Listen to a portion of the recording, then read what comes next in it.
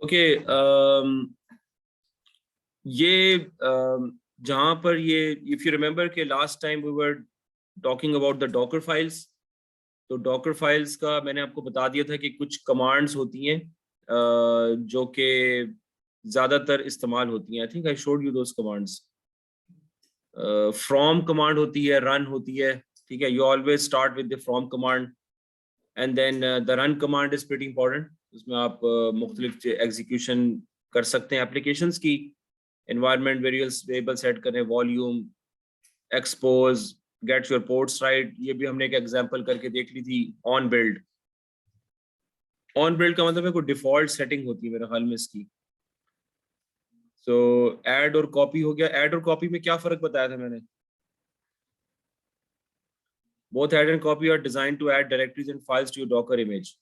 तो आपके अपने लोकल सिस्टम के ऊपर कोई फाइल्स हैं वो आप अपने इमेज में इंपोर्ट करना चाह रहे हैं, वो तो लाजमी है, क्योंकि अब जैसे आपने कोई वेब एप्लीकेशन बनाई है तो वेब एप्लीकेशन आप इमेज में डालना चाह रहे हैं तो ऐड तो कराना पड़ेगा उसको, तो ऐड उसके साथ कर सकते हैं। लेकिन आई थिंक अभी copy was added later, add was added first.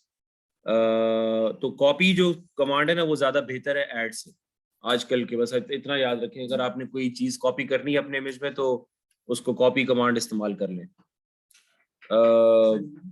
Ji, reason ये थोड़ा सा ना ऐड के अंदर थोड़ा सा ये था कि it's bit unpredictable and bit over design.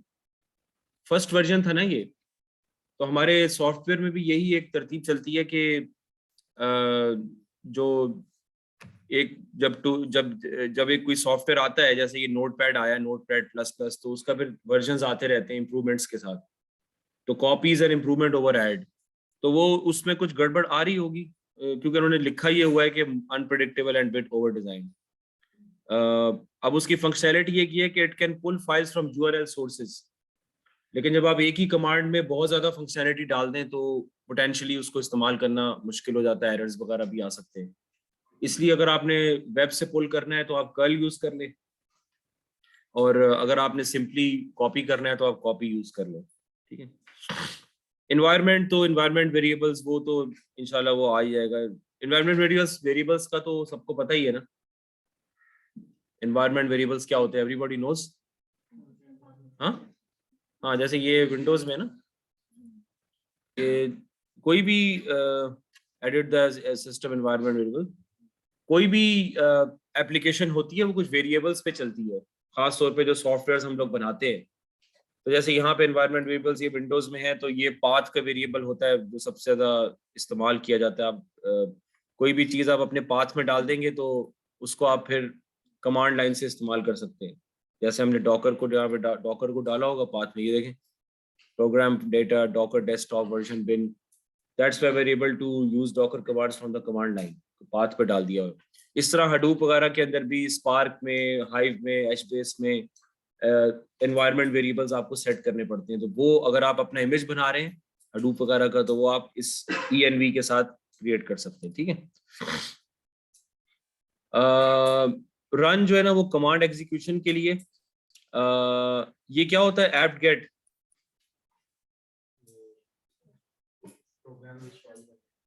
हाँ, एप्ट गेट का मतलब क्या है? ये एपीटी किसी चीज का वो एब्रीविएशन है, मुझे अभी भूल गया है। तो बहरहाल आप इसके थ्रू इंस्टॉल भी कर सकते हैं, और अपनी करंट जो इंस्टॉल्ड सॉफ्टवेयर हैं उनको फ्रेश भी कर सकते हैं, रिफ्रेश भी कर सकते हैं अपडेट के साथ, ठीक है। ये थोड़ा सा एक ग्लिच वो बता रहे हैं कि अगर आपने दोनों कमांड्स इस्तेमाल करनी, दोनों को एक ही लाइन पे इस्तेमाल कर लें, क्योंकि this is important because of layer caching. तो हमने ये देखा था कि जब आप एक इमेज बिल्ड होता है वो एक्चुअली एक माउंटेन की तरह बिल्ड होता है। ये मैंने आपको लास्ट ऑनलाइन लेक्चर में बताई थी बात, अगर आपको याद हो। I think some of you were not present in the online lecture. तो बहरहाल लेयर बाय लेयर बिल्ड होता है। तो वो कह रहे हैं कि लेयर बाय लेयर एफिशिएंसी के लिए बेहतर यही है कि अगर आपने इन दोनों कमांड्स को इस्तेमाल करना है तो उनको दोनों को एक ही लाइन में कर लें। आमतौर पे होता ये है कि जब भी हम कोई चीज इंस्टॉल करते हैं तो उसके साथ साथ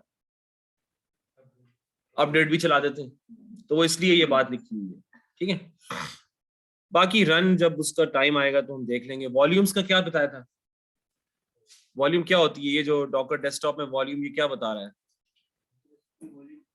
अगर हम चाहते हैं कि हमारे जो डेटाबेस है जो भी फाइल हम प्रोसेस करना चाह रहे हैं तो हमारा कंटेनर बंद भी हो जाए लेकिन हमारा फाइल्स जो सेव है जी, इसको हम जो वॉल्यूम में डालेंगे ताकि जो है वो हमारे पास जो है दिन सब डेट जो है वो सेव रहेगी। जी। इसको वॉल्यूम मेंशन नहीं किया होगा तो जो है हमारी डेटाबेस की स्टार्ट हो जाएगी। हाँ, ये इनकी बात काफी हद तक सही है कि वॉल्यूम जो है ना वो बेसिकली एक it just is a history of what has happened. अब जैसे फॉर एग्जांपल इसको अगर हम डबल क्लिक करें, अब मैं बहुत सारे कंटेनर्स और बहुत सारे इमेजेस यहाँ पे डिलीट कर चुका हूँ टाइम टू टाइम, पिछले 1 घंटे में भी, पिछले कई दिनों में ऊंच नीच चल रही है, लेकिन वॉल्यूम्स जो है ना वो अपनी जगह पे कायम है जब तक कि मैं उनको डिलीट नहीं कर देता। ठीक है, तो अब जैसे लेटेस्ट वॉल्यूम अगर हम देखें ये 28 KB की। अच्छा, ये तो अभी सारी कंटेनर नहीं चल रहा ना, तो अभी खाली होंगी ये 10.5 MB की है। हाँ, ये मैंने देखी थी, तो अभी मेरे ख्याल में जब कंटेनर चलेगा तो फिर ये एक्टिवेट होगी।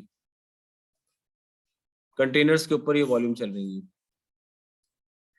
इसमें परसिस्टेंस अभी की नहीं हुई। बहरहाल अगर हम नया वॉल्यूम क्रिएट करें तो फॉर एग्जांपल माय वॉल, तो ये इसके अंदर आप इसकी इंस्पेक्शन वगैरह भी कर सकते थे, अभी बाद में जब इसको देखेंगे तो फिर करवा लेंगे। ठीक है, बहरहाल it is suppose to tell you what has happened और व्हाट इज करंटली हैपनिंग। अगर आपने उसकी सेटिंग इस तरह की है तो कंटेनर की बहुत सारी लॉजिस्टिक इंफॉर्मेशन है जो वॉल्यूम के अंदर स्टोर हो जाएगी। उसका बैकलॉग क्या कहते हैं उसको, स्नैपशॉट्स, उसका जो एग्जीक्यूशन पाथ वगैरह, वो सब चीजें इसके अंदर आ जाएगी। ठीक है, तो ये कुछ कमांड्स हैं जो कि आप इस्तेमाल कर सकेंगे। वॉल्यूम इंस्पेक्ट भी कर सकते हैं, अभी तो खैर वॉल्यूम में कुछ है ही नहीं तो there is nothing to inspect. User का अकाउंट बना ले तो बेहतर है, फिलहाल तो हम सब कुछ एडमिन से ही इंशाल्लाह ताला करेंगे। ठीक है, वर्क डायरेक्टरी तो हमारी वही एक्सपोज पोर्ट्स के लिए होता है, CMD और एंट्री पॉइंट। जब मेरा इमेज लॉन्च करेगा तो किस पॉइंट से लॉन्च करेगा, यहाँ पे ये स्पेसिफाई किया जा सकता है। तो ये एक्सरसाइज से ही आपको पता चलेगा कि किस तरह से इसको इस्तेमाल करना है। You can specify instructions with onBuild that will be executed when your image is used as the base image of another Docker file. तो आपका जो इमेज है वो किसी दूसरी डॉकर फाइल में इस्तेमाल हो रहा है, यानी कोई और बंदा डॉकर फाइल बना रहा है, उसमें आपके इमेज को इंपोर्ट किया जा रहा है, तो उसमें ये जो ऑन बिल्ड है ना, ये वो इंस्ट्रक्शन बताएगा कि जब वहां पर आपकी फाइल इस्तेमाल हो, वहां पर इमेज इस्तेमाल हो, तो कौन कौन सी इंस्ट्रक्शंस मेरी एग्जीक्यूट होनी चाहिए, वो ऑन बिल्ड में आ जाए। ऑन बिल्ड का मतलब क्या है कि जब बिल्ड स्टार्ट हो, तो अगर कोई मेरा डॉकर इस्तेमाल कर रहा है तो ऑन बिल्ड के अंदर मैं स्पेसिफाई कर सकता हूँ ये चीजें एग्जीक्यूट करा देना, और वो एग्जीक्यूट हो जाएगी वहां पे। अगर मैं उसके लिए कोई स्पेशल कोई इंस्ट्रक्शन लॉन्च करना चाह रहा हूँ, समझ में आ रही बात की? वैसे तो खैर अब इस यूज केस से शायद नहीं गुजरेंगे, लेकिन that's one of the things that you can use. बहरहाल अच्छा, अब ये कुछ एक्सरसाइज हैं, ये मैं अभी नहीं दूंगा, मतलब 1-2 दिन में दे दूंगा। इसको थोड़ा सा नॉट एग्जैक्टली दीज एक्सरसाइजेस मैं आपको LMS पे दे दूंगा। अब ये वो एक्सरसाइज हैं जो कि आपका थोड़ा सा डॉकर पे कंट्रोल बिल्ड करेंगे। बेसिक चीजें हैं, कुछ मुश्किल भी हैं इसमें। I will give you around may be 10 to 15 exercises, उस पर आप करके फिर आप PDF बना के उसी तरह जिस तरह मैंने अभी कहा है तो स्नैपशॉट करके भी दे दें। जैसे ये देखो, बिल्कुल बच्चों वाली चीज है कि start 3 containers from image that does not automatically exit. तो ऑटोमेटिकली एग्जिट से बचने के लिए क्या करना पड़ता है? कौन सा फ्लैग होता है? -D, यानी डिटैच्ड मोड में आप बैकग्राउंड पे चलना शुरू है। ठीक है, और 3 कंटेनर्स आप इकट्ठे लॉन्च कर सकते हैं या 3 दफा अलग अलग रन कमांड देनी पड़ेगी? कैसे चलाएंगे? एक ही कमांड से कैसे चलाएंगे? जैसे मैं लिखता हूँ डॉकर रन और इमेज का नाम लिख देता हूँ जैसे मोंगो। अब ये तो एक ही कंटेनर लॉन्च करेगा ना, 3 कैसे करेगा? वो क्या होता है?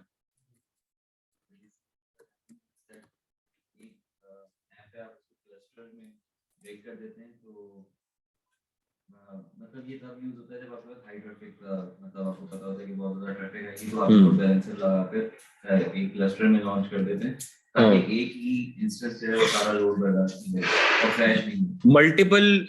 मल्टीपल डॉकर के जो क्लाइंट्स अगर हो तो उस पे आप फिर इकट्ठे कर सकते हैं। एक ही कमांड से मेरा नहीं ख्याल कि आप 3 कंटेनर्स इकट्ठे लॉन्च कर सकते हैं। वैसे अगर वो API अपडेट करते रहते हैं अगर करंट फैसिलिटी आ गई हो तो ठीक है, अभी तक तो मेरे इल्म में नहीं है। बहरहाल stop 2 of the containers leaving 1 container up, तो ये तो बिल्कुल चाइल्डिश है, किल कर दें उसको, स्टॉप कर दें। क्लीन द डॉकर डेमन, ये मैं आपको बता चुका हूँ कि अब वो जो पर्ज का आया था ना, सिस्टम पर्ज आया था ना, जो मैंने पिछले कमांड्स बताई थी पिछले क्लास में, पर्ज की एक कमांड थी जिसमें आप कंटेनर क्लीन हो जाते हैं सारे, दूसरी कमांड से क्या होता है, एक कमांड से सारे कंटेनर्स क्लीन हो जाते हैं और दूसरी कमांड से क्या होता है, सारे इमेजेस सारे आगे पीछे हो जाते हैं, डिलीट हो जाते हैं, ठीक है।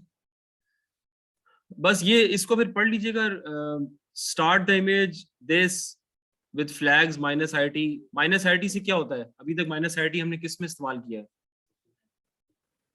हाँ, डॉकर रन में किया है कंटेनर चलाने के लिए, लेकिन -it से क्या होता है?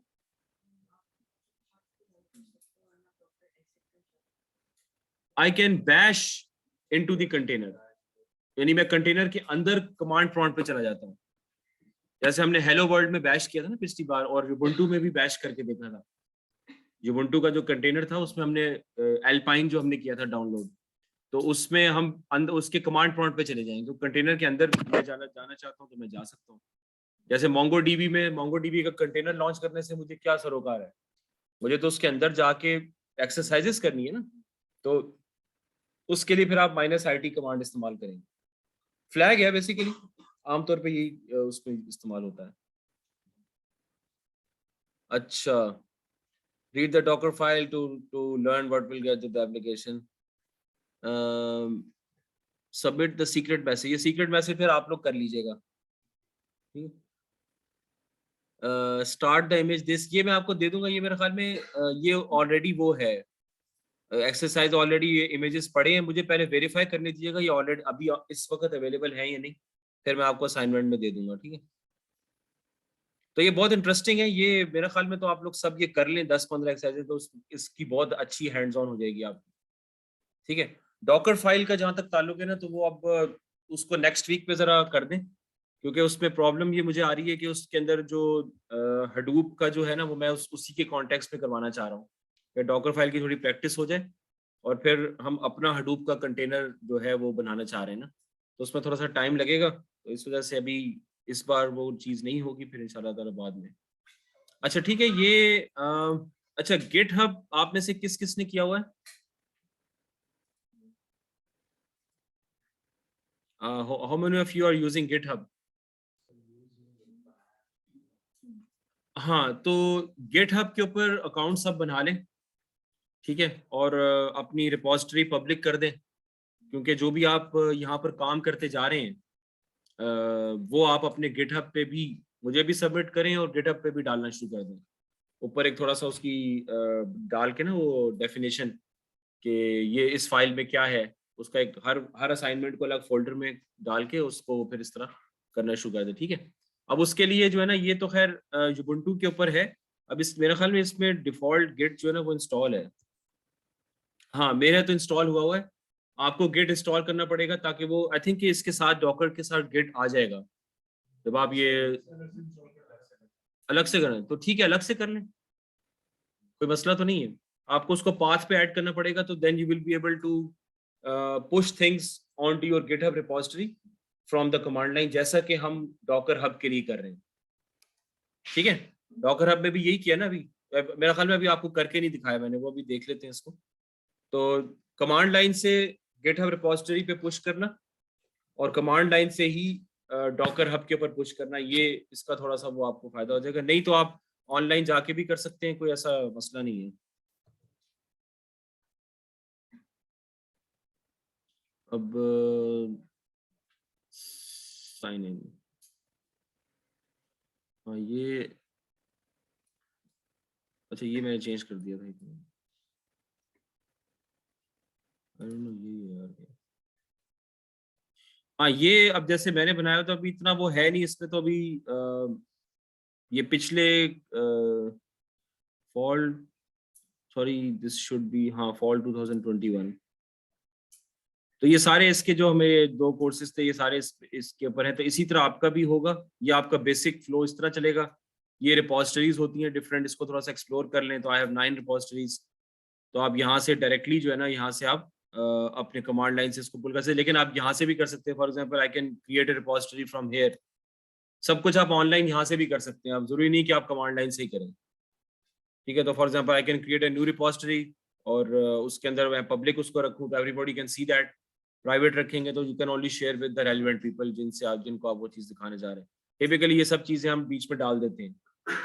ये जब हम डॉकर फाइल भी जब बनाते हैं तो डॉकर फाइल में भी डॉकर इग्नोर करके एक ऑप्शन होता है कि कौन कौन सी चीजें ऐसी हैं जो कि आपने इग्नोर करनी है इस पूरे सिनेरियो के अंदर, ठीक है। तो इसको भी जरा देख लीजिएगा, इतना मुश्किल काम नहीं है। इसमें बेसिक आइडिया जो है ना वो यही है कि आपने प्राइमरीली जो है कहाँ गया यार, हाँ, प्राइमरीली आपने ये करना है कि रिपोजिटरी क्रिएट करनी है और अपना डेटा, एक ही रिपोजिटरी बनेगी आपके पूरे कोर्स के लिए और उसके अंदर आप अपना डेटा डालते रहेंगे। अगर आप ऑनलाइन करना चाहते हैं तो मैंने बताया कि सब चीज़ें ऑनलाइन कर लें, कमांड लाइन से जाने की जरूरत नहीं है, ठीक है। लेकिन ये काम आप कर लीजिएगा। बहरहाल ये थोड़ी सी इसकी एक वो है, अगर आप यूबुंटू में इंस्टॉल कर रहे हैं उसको तो ऐप गेट इंस्टॉल गिट है, और ये फिर उसका थोड़ा सा जो मेरा ऑलरेडी है यूज़र नेम और ईमेल वगैरह बना हुआ है, git config minus minus global, ये उसको मैं बता रहा हूँ कि मेरा यूज़र नेम क्या है और पासवर्ड यानी जो उसका ईमेल क्या है, और इसको फिर रिपोजिटरी को इनिशियलाइज करना पड़ता है और फिर आप उसके अंदर चले जाएं तो ये मैं अपनी माई गिट की रिपोजिटरी में आ गया हूँ, ठीक है। और गेट रीड मी कर लें आप इसको, तो गेट ऐड रीड मी ये उस अब ये मेरी रिपोजिटरी में ना ऐड होता चला जाएगा वो, मतलब there will be a repository on my laptop which will be linked to the repository on the website. जो चीज़ यहाँ पर आएगी वो वहाँ पे शिफ्ट हो जाएगी। इस तरह की कहानी होती है। If you want to try that, आप ट्राई कर लें, इसका हैंड्स ऑन करवाने की जरूरत नहीं, मैं लैब आपसे शेयर कर दूंगा, तो इसको आप यूबुंटू में उसको करके देख लीजिएगा। This is the same thing, git remote add origin वगैरह ये थोड़ा सा कॉम्प्लिकेटेड टॉपिक्स हैं, तो दैट सिंपली एज दैट, ठीक है। अच्छा, ये अब हमने कर लिया था। इसमें थोड़ी सी एक चीज हाँ, ये हमने इमेज अगर बिल्ड किया है तो लेट्स बिल्ड द इमेज। तो अभी इस तरह है कि I already have this I have these two Docker files. तो ये let me just share it here.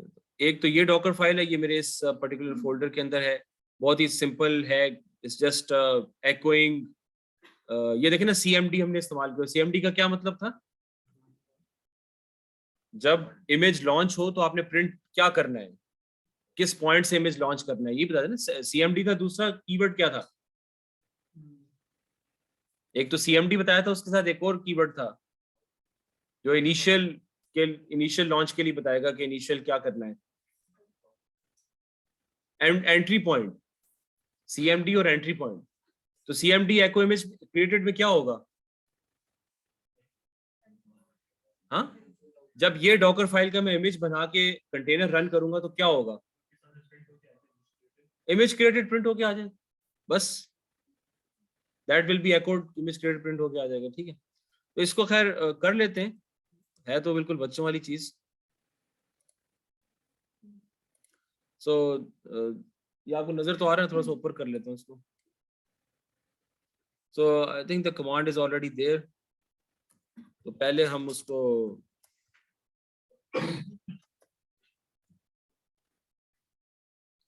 Right, तो इसके अंदर जो ये कमांड थी ये, तो ये एल्पाइन ही है ना, यूबुंटू है ना, तो मैं कह देता हूँ कि एम माई यूबुंटू, ठीक है।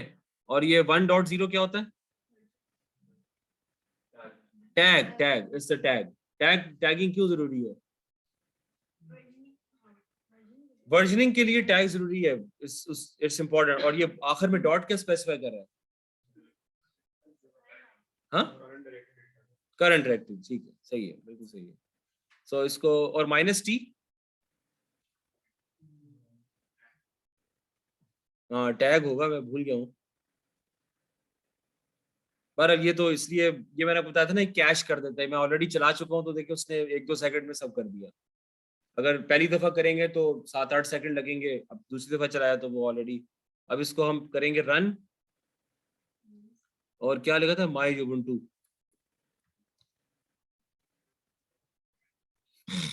तो अच्छा, -TI किया हुआ है ना? -TI करने की जरूरत नहीं है, अभी मैं बैश नहीं कर रहा इसको मैं फिलहाल।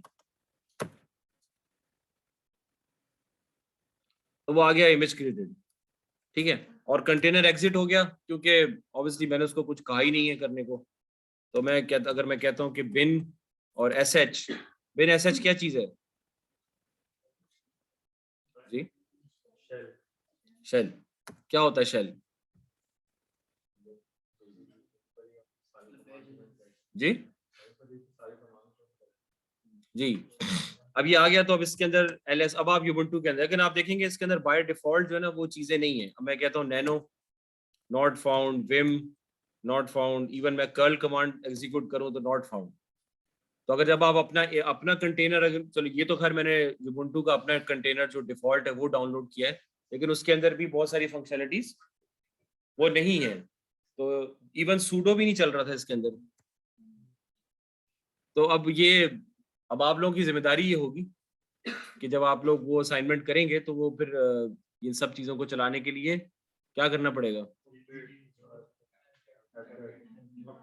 हाँ, डॉकर फाइल बनानी पड़ेगी। वैसे ये मैं हैरान हूँ कि ये यूबुंटू का कंटेनर है, इसके अंदर ये चीजें क्यों नहीं चल रही? हाँ, लाइट वेट तो है लेकिन सूडो तो चलना चाहिए ना।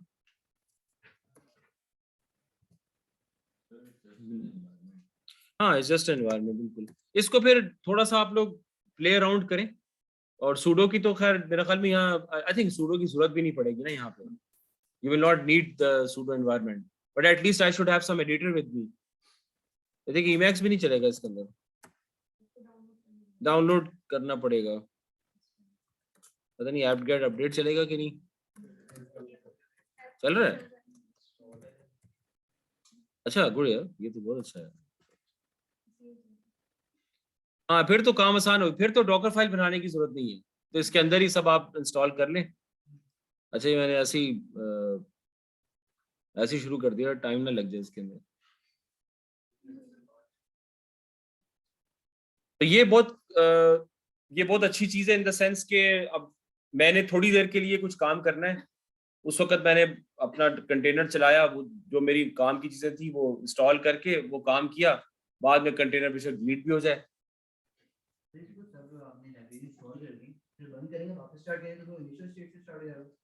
नहीं नहीं नहीं, ये वीएम नहीं है, ये वापस से स्टार्ट नहीं होगा।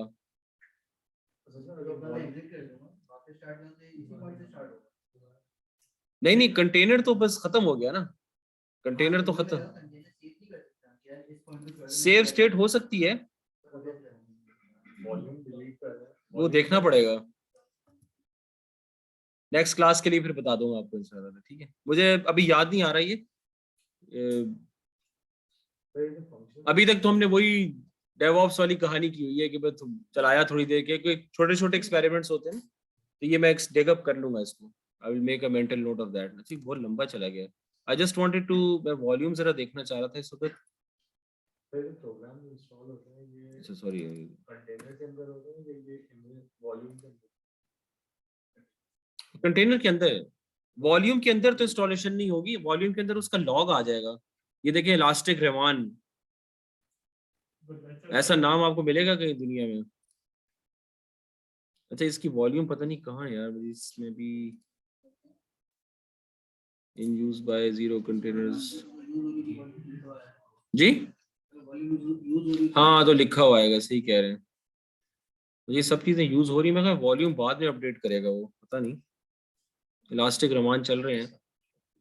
अच्छा, पर इसको तो यार टाइम, बस ठीक है, वो आप लोग कर लीजिएगा वो अभी वो। अच्छा, पिछली बार वो जो एरर आ रहा था इसमें, जो दूसरी डॉकर फाइल है वो ये वाली है, ठीक है। प्लीज बातें नहीं, this is the second Docker file, ये वही वाली है, तो एरर दे रहा था तो इसको फिर मैंने लेट्स रन इट अगेन। ये वही, अब इस बार वो चल रहा था बिल्ड करने के बाद, तो this is just something next करके कर लें आप इसको, और डॉकर टैग के साथ। So this should also do it quickly because और फिर आप इसको क्या था ऊपर फाइल, नेक्स्ट, सही है सही है। हाँ, तो अब इसके अंदर जब मैं कर्ल का माइनस माइनस वर्जन करता हूँ तो you can see that it is installed with that. ऊपर से हमने वो कर दिया। पिछली बार आपको याद है कि हैंड्स ऑन में ये गड़बड़ कर रहा था, ठीक है। तो ये आई डोंट नो कि कुछ एरर वगैरह आ गया था। अच्छा ठीक है, यहाँ तक तो अब थोड़ा सा एक बेस तो बन गई है ना। अब जो डॉकर की जो एक्सरसाइज करेंगे वो मेरा ख्याल में ज्यादा जरूरी है। तो अब मेरा ख्याल में हर हफ्ते हमें आप असाइनमेंट्स करनी पड़ेंगी आप लोगों को, क्योंकि उसकी वजह ये है कि इतना टाइम नहीं है कि दो दो हफ्ते पे it will be just 5-6 assignments. तो आप साथ साथ करते रहें, ठीक है। वो इतना बड़ा प्रॉब्लम अभी मेरा ख्याल में नहीं होगा। अच्छा, ये इमेजेस तो हमने खैर देख लिए हैं, इमेजेस तो हो जाएंगे।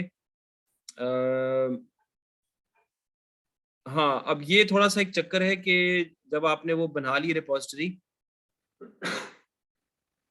उसका अच्छा ये मैं आपको फिर थोड़ी सी बाद में बता देता हूँ अभी कि उसको पुश कैसे करना है। पहले मैं चाह रहा था कि हम ये थोड़ा सा देख लें। क्योंकि हम शेल पे काम की बात कर रहे हैं, ठीक है। तो इसमें will just browse through this quickly क्योंकि इतना टाइम अभी नहीं है। तो लिनक्स के अंदर ना ये बेसिकली दो कंपोनेंट्स हैं। एक आपका कर्नल होता है और दूसरा क्या होता है, शेल होता है, ठीक है। Shell is basically allowing the user to use the kernel. तो मैंने आपको ये बताया था कि लिनक्स ऑपरेटिंग सिस्टम का जो फ्लेवर है उसमें आप ऑपरेटिंग सिस्टम की बेसिक चीज़ों के साथ बहुत क्लोज होते हो। यानी I have much control over my kernel. Windows के अंदर I am pretty much abstracted from what is happening inside Windows. लेकिन इवन ये जो हमने डॉकर डॉकर जो हमने बनाया है ना, डॉकर डॉकर का जो कंटेनर्स का जो कॉन्सेप्ट है वो लिनक्स कर्नल के अंदर काफी अरसे से था, मैंने आपको बताया था। डॉकर वालों ने सिर्फ किया ये है कि उसको निकाल के कर्नल के अंदर से निकाल के उस कॉन्सेप्ट को समझ के, और they have implemented a whole software allowing us to use the containers openly. तो कर्नल इज समथिंग जो कि जिस I can mess around with the kernel. अब अपना कर्नल भी बना सकते हैं, कर्नल का एक इनहेरिटेड वर्जन भी बना सकते हैं, ठीक है। You can create your own operating system, दूसरे अल्फाज में, ठीक है। तो उसके लिए shell is the main interface. Windows में मेन इंटरफेस क्या है, GUI है। तो GUI जो है ना वो is just to help you do Word and all these things. लेकिन शेल के थ्रू आप अच्छा खासा तफसीली काम जाके अंदर कर सकते हैं, ठीक है। तो इसमें क्या करते हैं कि primarily you have to give commands जो कि हम देते आ रहे हैं और वो फिर आपको आउटपुट देगा। आमतौर पे कमांड प्रॉम्प्ट जो है ना वो डॉलर के साथ नजर आ जाती है। It wraps around the delicate interior of the OS, hence protecting it from the accidental damage. Hence इसको शेल का नाम दिया जाता है, ठीक है। इसको शेल इसलिए कहते हैं क्योंकि OS का एक्सेस शेल के थ्रू होता है, तो it's like a protective cover over that. तो shell basically means the command line. अब विंडोज के अंदर जो है ना वो अभी एक तो आम कमांड लाइन है जो कि हम ये यूज कर रहे हैं, फिर एक दूसरी भी है पावर शेल। तो ये अभी इसके अंदर थोड़ा सा जो फंक्शनैलिटी है ना वो थोड़ी सी डिफरेंट होती है। It allows you to do more than the normal command line, ठीक है। आई डोंट नो इस पे डॉकर चल रहा है कि नहीं चल रहा। हाँ, तो यहाँ पर भी हम कर सकते हैं। मुझे I am not too much sure about the PowerShell, but it's advisable to use this. PowerShell अभी इन्होंने रिसेंटली इंट्रोड्यूस किया, बट बेसिकली इन्होंने थोड़ा सा जो टर्मिनल होता है लिनक्स में, जो शेल लिनक्स का, उसके करीब जाने की थोड़ा कोशिश की है। It allows you more flexibility in dealing with the operating system. ये कहानी है उसकी, ठीक है। तो बहरहाल ये तो समथिंग जो कि आप लोग खुद भी एक्सप्लोर कर सकते हैं।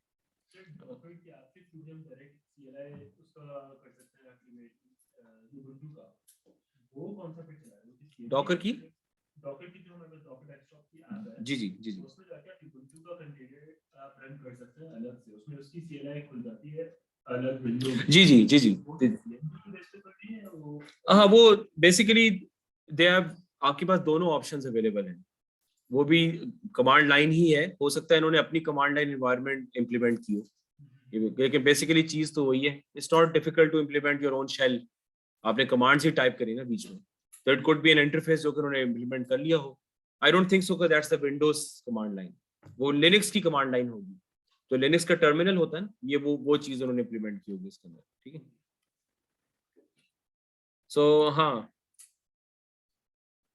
तो ये हो गया। तो एक ये है बैश जिसको कहते हैं ना, बैश।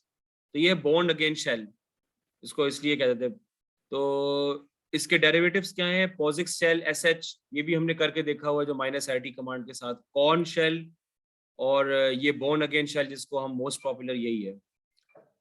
एक और भी है सी शेल, ये बहुत कम इस्तेमाल होती है, ठीक है, सी शेल, CSH और TCSH, ये मे बी एडवांस्ड हो थोड़ा सा। शेल स्क्रिप्टिंग, शेल स्क्रिप्टिंग का मतलब ये है कि I can give some small small commands to the, क्या कहते हैं, ऑपरेटिंग सिस्टम, कि रादर देन डूइंग समथिंग कि दिस इज जस्ट एक एक कमांड, जैसे हम लोग अब जैसे फॉर एग्जांपल मैं ये देख रहा हूँ, अब मैंने कहा भाई ये कमांड, ये एक कमांड हो गई, तो what if I want to run a series of commands, कि मैं एक पूरी 4-5 सीरीज ऑफ कमांड्स रन करना चाहूँ, तो उसके लिए मुझे स्क्रिप्ट लिखनी पड़ेगी, ठीक है, स्क्रिप्ट लिख के और उसको फिर मैं शेल के थ्रू स्क्रिप्ट को एग्जीक्यूट करूंगा, तो वो सारी कमांड सीक्वेंस में एग्जीक्यूट हो जाएंगे, मच लाइक अ पाइपलाइन, जैसे पाइपलाइन होती है ना कि ये करो फिर ये करो फिर ये करो फिर ये करो, तो इस तरह हम कर सकते हैं। मसलन for example I can write a script जो कि डॉक्यूमेंट्स होते हैं, तो डॉक्यूमेंट से सारे कैपिटल लेटर्स को कन्वर्ट करे स्मॉल कैप्स में, और सारी वाइट स्पेसेस रिमूव कर दे, और सारे जो है डैशेस रिमूव कर दे, और अलग अलग वर्ड्स को लिस्ट में डाल के मुझे वापस कर दे। It's more like a function. तो rather than going towards Python और सी, मैं स्क्रिप्ट के अंदर वो काम करवा लूँ कि भाई मैं स्क्रिप्ट पे शेल पे बैठा हूँ और मैंने एक स्क्रिप्ट लिखी है, और मैं उस स्क्रिप्ट को मैं अपनी एक टेक्स्ट फाइल देता हूँ जिसके अंदर लेट्स से कि 25,000 डॉक्यूमेंट्स हैं, और जब मैं वो स्क्रिप्ट रन करूंगा तो वो डॉक्यूमेंट्स के सारे टोकन्स एज अ लिस्ट मुझे रिटर्न हो जाएंगे। तो मैं प्रोग्रामिंग कर रहा हूँ बेसिकली कमांड लाइन पे बैठ के, विदाउट डूइंग एनी पाइथन और सी और जावा, ठीक है, समझ में आ गई बात की। तो लेकिन ये प्रोग्रामिंग इतनी कॉम्प्लिकेटेड नहीं होती कि आपको उसमें क्लासेस लिखनी पड़े और ऑब्जेक्ट ओरिएंटेड पॉलीमॉर्फिज्म करना पड़े, ये वो वाली चीज नहीं होती इसके अंदर, समझ में आ गई बात की। अच्छा, shell scripting is writing a series of commands for the shell to execute. It can combine lengthy and repetitive sequences of commands into single script. अब ये आपको पता चल गया है। तो create a file using a V editor. Name the script file with extension .sh. तो इसमें .sh उस फाइल का एक्सटेंशन होना चाहिए, if that has to be a script. ये उसका ऊपर हेडर होता है आमतौर पे स्क्रिप्ट का, ठीक है। Write some code, save the script as filename.sh. For executing, type bash filename.sh. किसी भी कमांड लाइन पे लिनक्स किया bash filename.sh, तो वो स्क्रिप्ट आपकी एग्जीक्यूट हो जाएगी, ठीक है। और ये जो हैश और एक्सक्लेमेशन जिसको shebang कहते हैं, which directs the script to the interpreter location. तो ये तो स्क्रिप्ट जो है ना वो बोर्न शेल की तरफ चली जाएगी कि शेल, बोर्न शेल के ऊपर इसको एग्जीक्यूट करना है, तो ये बेसिकली इंटरप्रेटर, ये स्क्रिप्ट इंटरप्रेट बोर्न शेल के ऊपर होगी, बस ये बताना होता है। लेकिन बस ऊपर आपने, आपके लिए ये कि आप ये चीज लिखें। तो बहरहाल ये देखें, ये सारा उसमें दिया हुआ है v extension .sh। अब यहाँ पर आ गए और मैंने बिल्कुल बच्चों की तरह क्या किया कि मैंने कर दिया ls का मतलब शो दी डायरेक्टरी, ठीक है। और फिर मैंने यहाँ पे कह दिया बैश एक्सटेंशन .sh, तो वो उस फाइल की जो मेरा होम डायरेक्टरी है उसकी सारी फाइलें जो है ना मेरे सामने आ गई। तो ls कमांड मैं स्क्रिप्ट से एग्जीक्यूट कर रहा हूँ, ठीक है। तो अब इसके अंदर क्या है कि this is a comment, comment तो खैर ऑब्वियसली उससे तो कोई फर्क नहीं पड़ेगा, तो it's gonna do the same thing.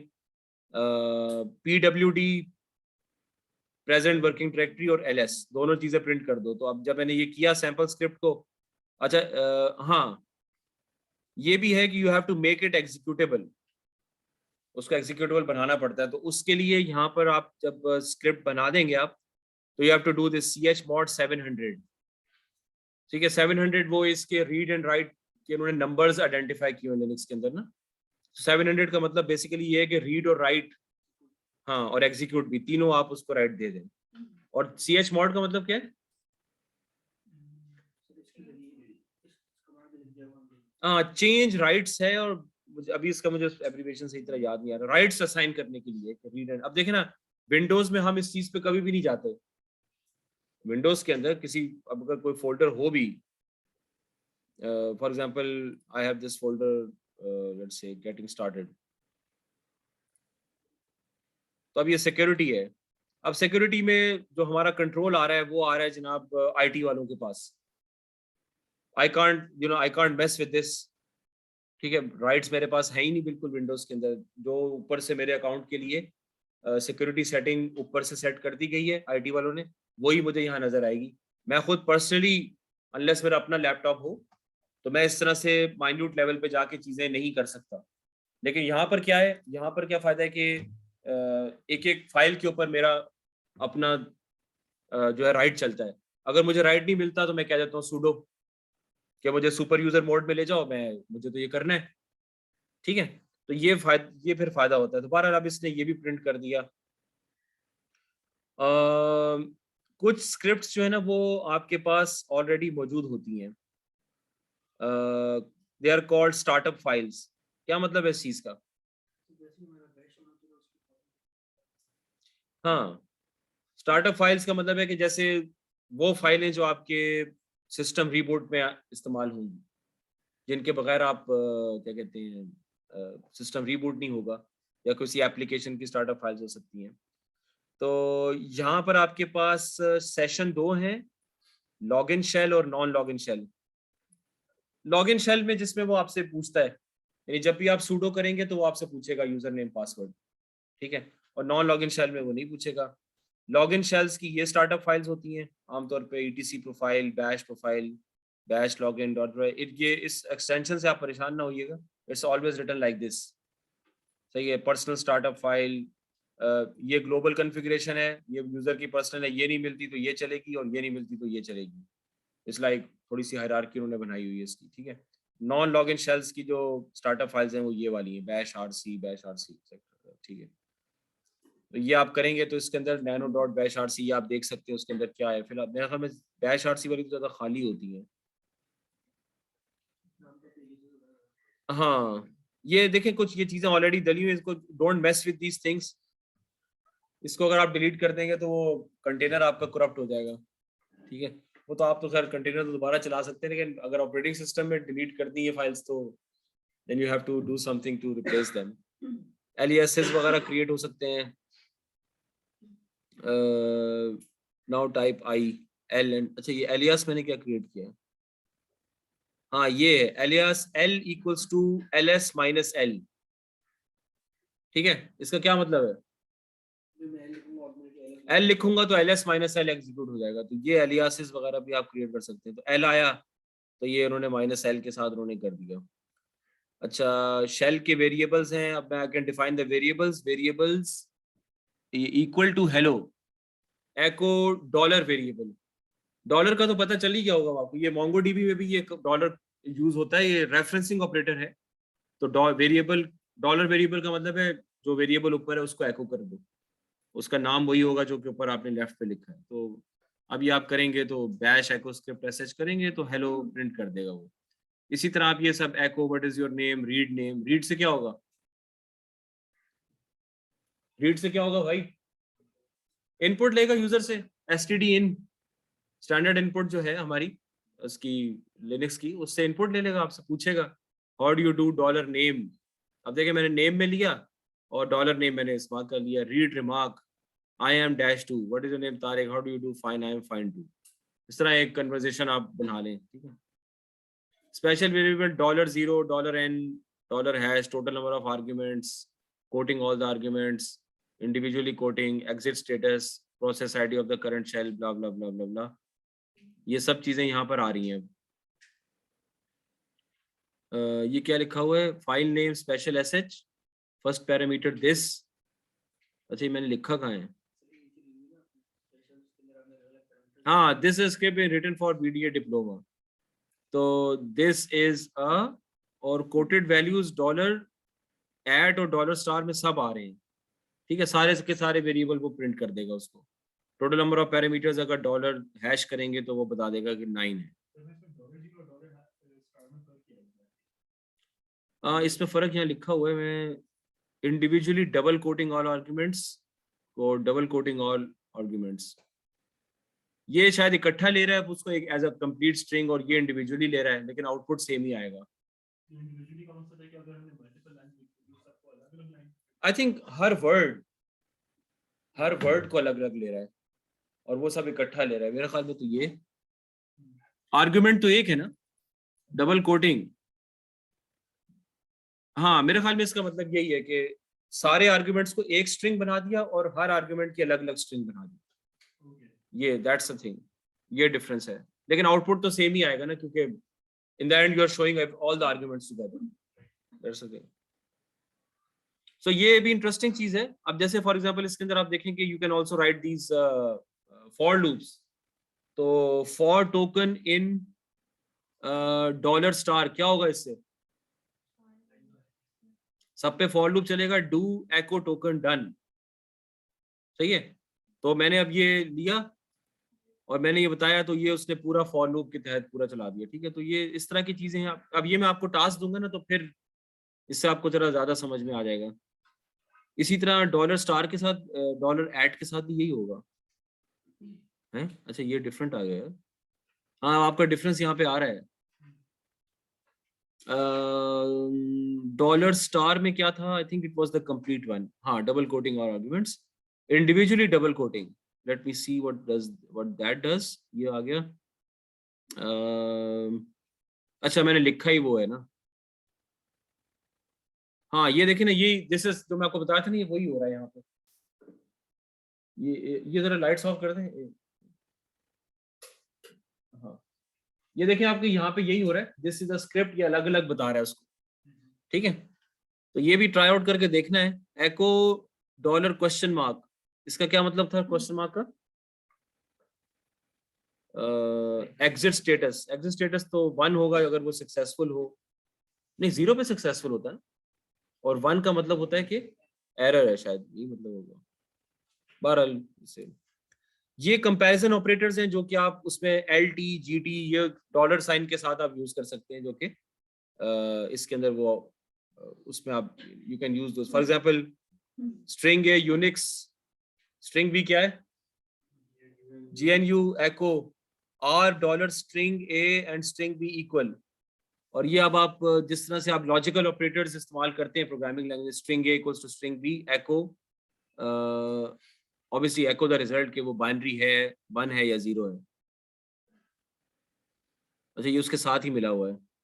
इसका इसका एक बाइनरी आउटपुट आएगा। इसी तरह 100 का भी है। तो 1 का मतलब है फॉल्स, और 100 इक्वल टू 100 यस, वो बिल्कुल ऐसा ही है। 100 ये हो तो इस तरह करके आप स्क्रिप्ट्स बना सकते हैं। कंडीशनल स्टेटमेंट्स भी डाल सकते हैं। If num A minus L T, अच्छा इसमें डॉलर की जरूरत नहीं है, सॉरी। नम बी, क्या मतलब माइनस एल टी का? लेस देन ग्रेटर देन, तो ये तो काम ही आपका आसान हो गया। Etcetera etcetera, yes 100 is less than 200। ठीक है, लेस देन ग्रेटर देन, बस इससे आप चलते रहें। For I in 1 2 3 colon do echo dollar I, क्या होगा? 1 2 3 प्रिंट हो जाएगा। वो लिस्ट उसने बता दी है उसके अंदर। वाइल लूप भी चला सकते हैं। While counter less than 3 do let counter plus equals to 1 echo counter, तो 1 2 3 अनटिल तक कर सकते हैं। ये भी लूप की कमांड है, अनटिल इस्तेमाल कर सकते हैं। अब ये सारी जो है ना आपकी स्क्रिप्ट्स की एक्सरसाइजेज आ गई। Write a script to start a MongoDB server and client. लिख लेंगे? नहीं, MongoDB सर्वर रन करने के लिए क्या क्या कहानी चले, स्क्रिप्ट में क्या लिखेंगे? पहले लिनक्स एनवायरनमेंट में इंस्टॉल करेंगे, यहाँ पे उसकी सिर्फ स्टार्टिंग की कमांड लिख देंगे। कैसे स्टार्ट होता है MongoDB? मोंगो सर्वर स्टार्ट करके कुछ होता है ना, इस तरह कुछ है, मैं भूल गया। हाँ, दो, एक तो सर्वर स्टार्ट करना पड़ता है, फिर उसका क्लाइंट स्टार्ट करना पड़ता है अलग से। हाँ, कुछ इसी तरह ही है। मैं अभी मुझे याद नहीं आ रहा। बहरहाल यहाँ मतलब कहने का मतलब ये बिल्कुल बेसिक है। ये तो आपने अगर किसी इन्वायरमेंट में आप ये कर सकते हैं कि Ubuntu कंटेनर के अंदर MongoDB इंस्टॉल करें, सही है, और फिर उस कंटेनर में स्क्रिप्ट लिखें जो कि उसकी सर्वर को कम से कम स्टार्ट कर दे और क्लाइंट को भी स्टार्ट करे। तो ये determines if an argument passed to it is an integer or a string, all files larger than 100K, ये बड़ी इंटरेस्टिंग है। तो ये थोड़ा सा आपको हैंड्स ऑन के लिए तैयार अब होना पड़ेगा। सही है, अगर कहते हैं तो मैं पहले 5-6 आपको करके स्क्रिप्ट दिखा देता हूँ, लेकिन जो बेसिक चीजें थी मैंने सारी यहाँ बता दी हैं। So these are the basic things जिसके ऊपर आपको काम करना है, बाकी आपको गूगल तो करना ही पड़ेगा, सही है। तो 2-3 एक्सरसाइजेस हमारी डॉकर कमांड्स की हो जाएंगी या 5-6 उसकी हो जाएंगी और 3-4 हम स्क्रिप्ट्स की डाल देंगे आपकी नेक्स्ट असाइनमेंट के लिए, कल परसों अपडेट कर दें, क्या ख्याल है, सही है, कर लेंगे कि नहीं? आप तो ये तो नहीं कह रहे भाई ये कहाँ फंस गए आके, हाँ कहाँ फंस गए? इस तरह कोर्सेज में इसी तरह ही लर्निंग होगी, ये हैंड्स ऑन तो आपके अपनी वो होता है, एनवायरनमेंट होता है पूरा, तो थ्योरी भी पढ़ लेंगे लेकिन थ्योरी साथ साथ चलती रहेगी। आज हमारा है थ्योरी का लेक्चर, मोंगोडीबी का ही लेक्चर है आज, लेकिन इन चीज़ों के ऊपर ज़रा थोड़ा सा हाथ खुल जाए ना तो आपके लिए खुद आसानी रहेगी। मैं आसान भी दे दूंगा, मुश्किल भी दे दूंगा, चॉइस दे दूंगा कि आपने इतने करने हैं, अब मर्जी आपकी, जो आप करना चाहते हैं आप करिए, जो स्किल डेवलप करने की बात है, सही है, बाद में चीज़ें काम आएंगी, सही। तो ये हो गया, ये हो गया, वो हो गया, अब हम we just come to this.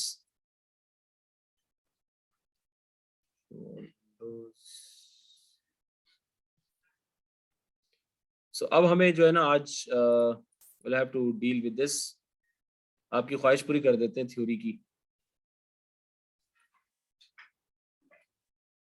अच्छा ये थोड़ा सा यार वो आउट हो रहा है, अच्छा लेट मी जस्ट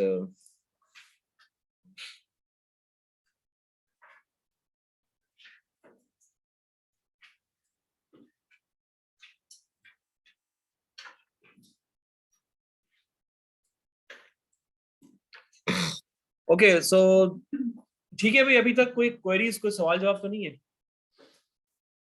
कोई बात तो नहीं पूछनी, एवरीथिंग इज फाइन, ओके भाई। पहला असाइनमेंट तो हो गया ना आप लोगों का? क्या था पहला असाइनमेंट? हाँ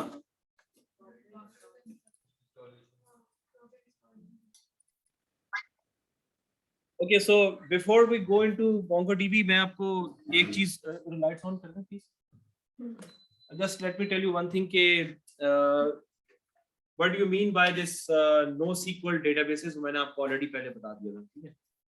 सो प्राइमरीली एसक्यूएल वगैरह का जो प्रॉब्लम था वो ये था कि टेबल्स का जो स्ट्रक्चर है दैट इज टू टाइप्ड, सही है, ऑरेकल में, और हमारा जो इस वक्त क्या कहते हैं, हमारी जो इस वक्त रिक्वायरमेंट है ना वो ये है कि Oracle is always there in the background, सही है, और कुछ जब डेटा हमारा एक्सीड कर जाए लिमिट्स को, या कुछ डेटा ऐसे है जिसको मैं सही तरह से क्वेरी नहीं कर पा रहा हूँ, then I have to put that into NoSQL। अब आप लोगों ने डेटाबेस का तो कोर्स अभी पढ़ा होगा ना, कुछ लोगों ने फंडामेंटल्स, ठीक है। तो एसिड क्या होता है?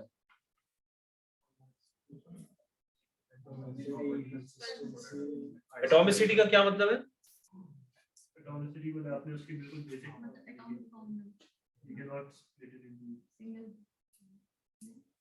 नहीं, डेटाबेस के टेबल के मामले में एटॉमिसिटी का क्या मतलब है?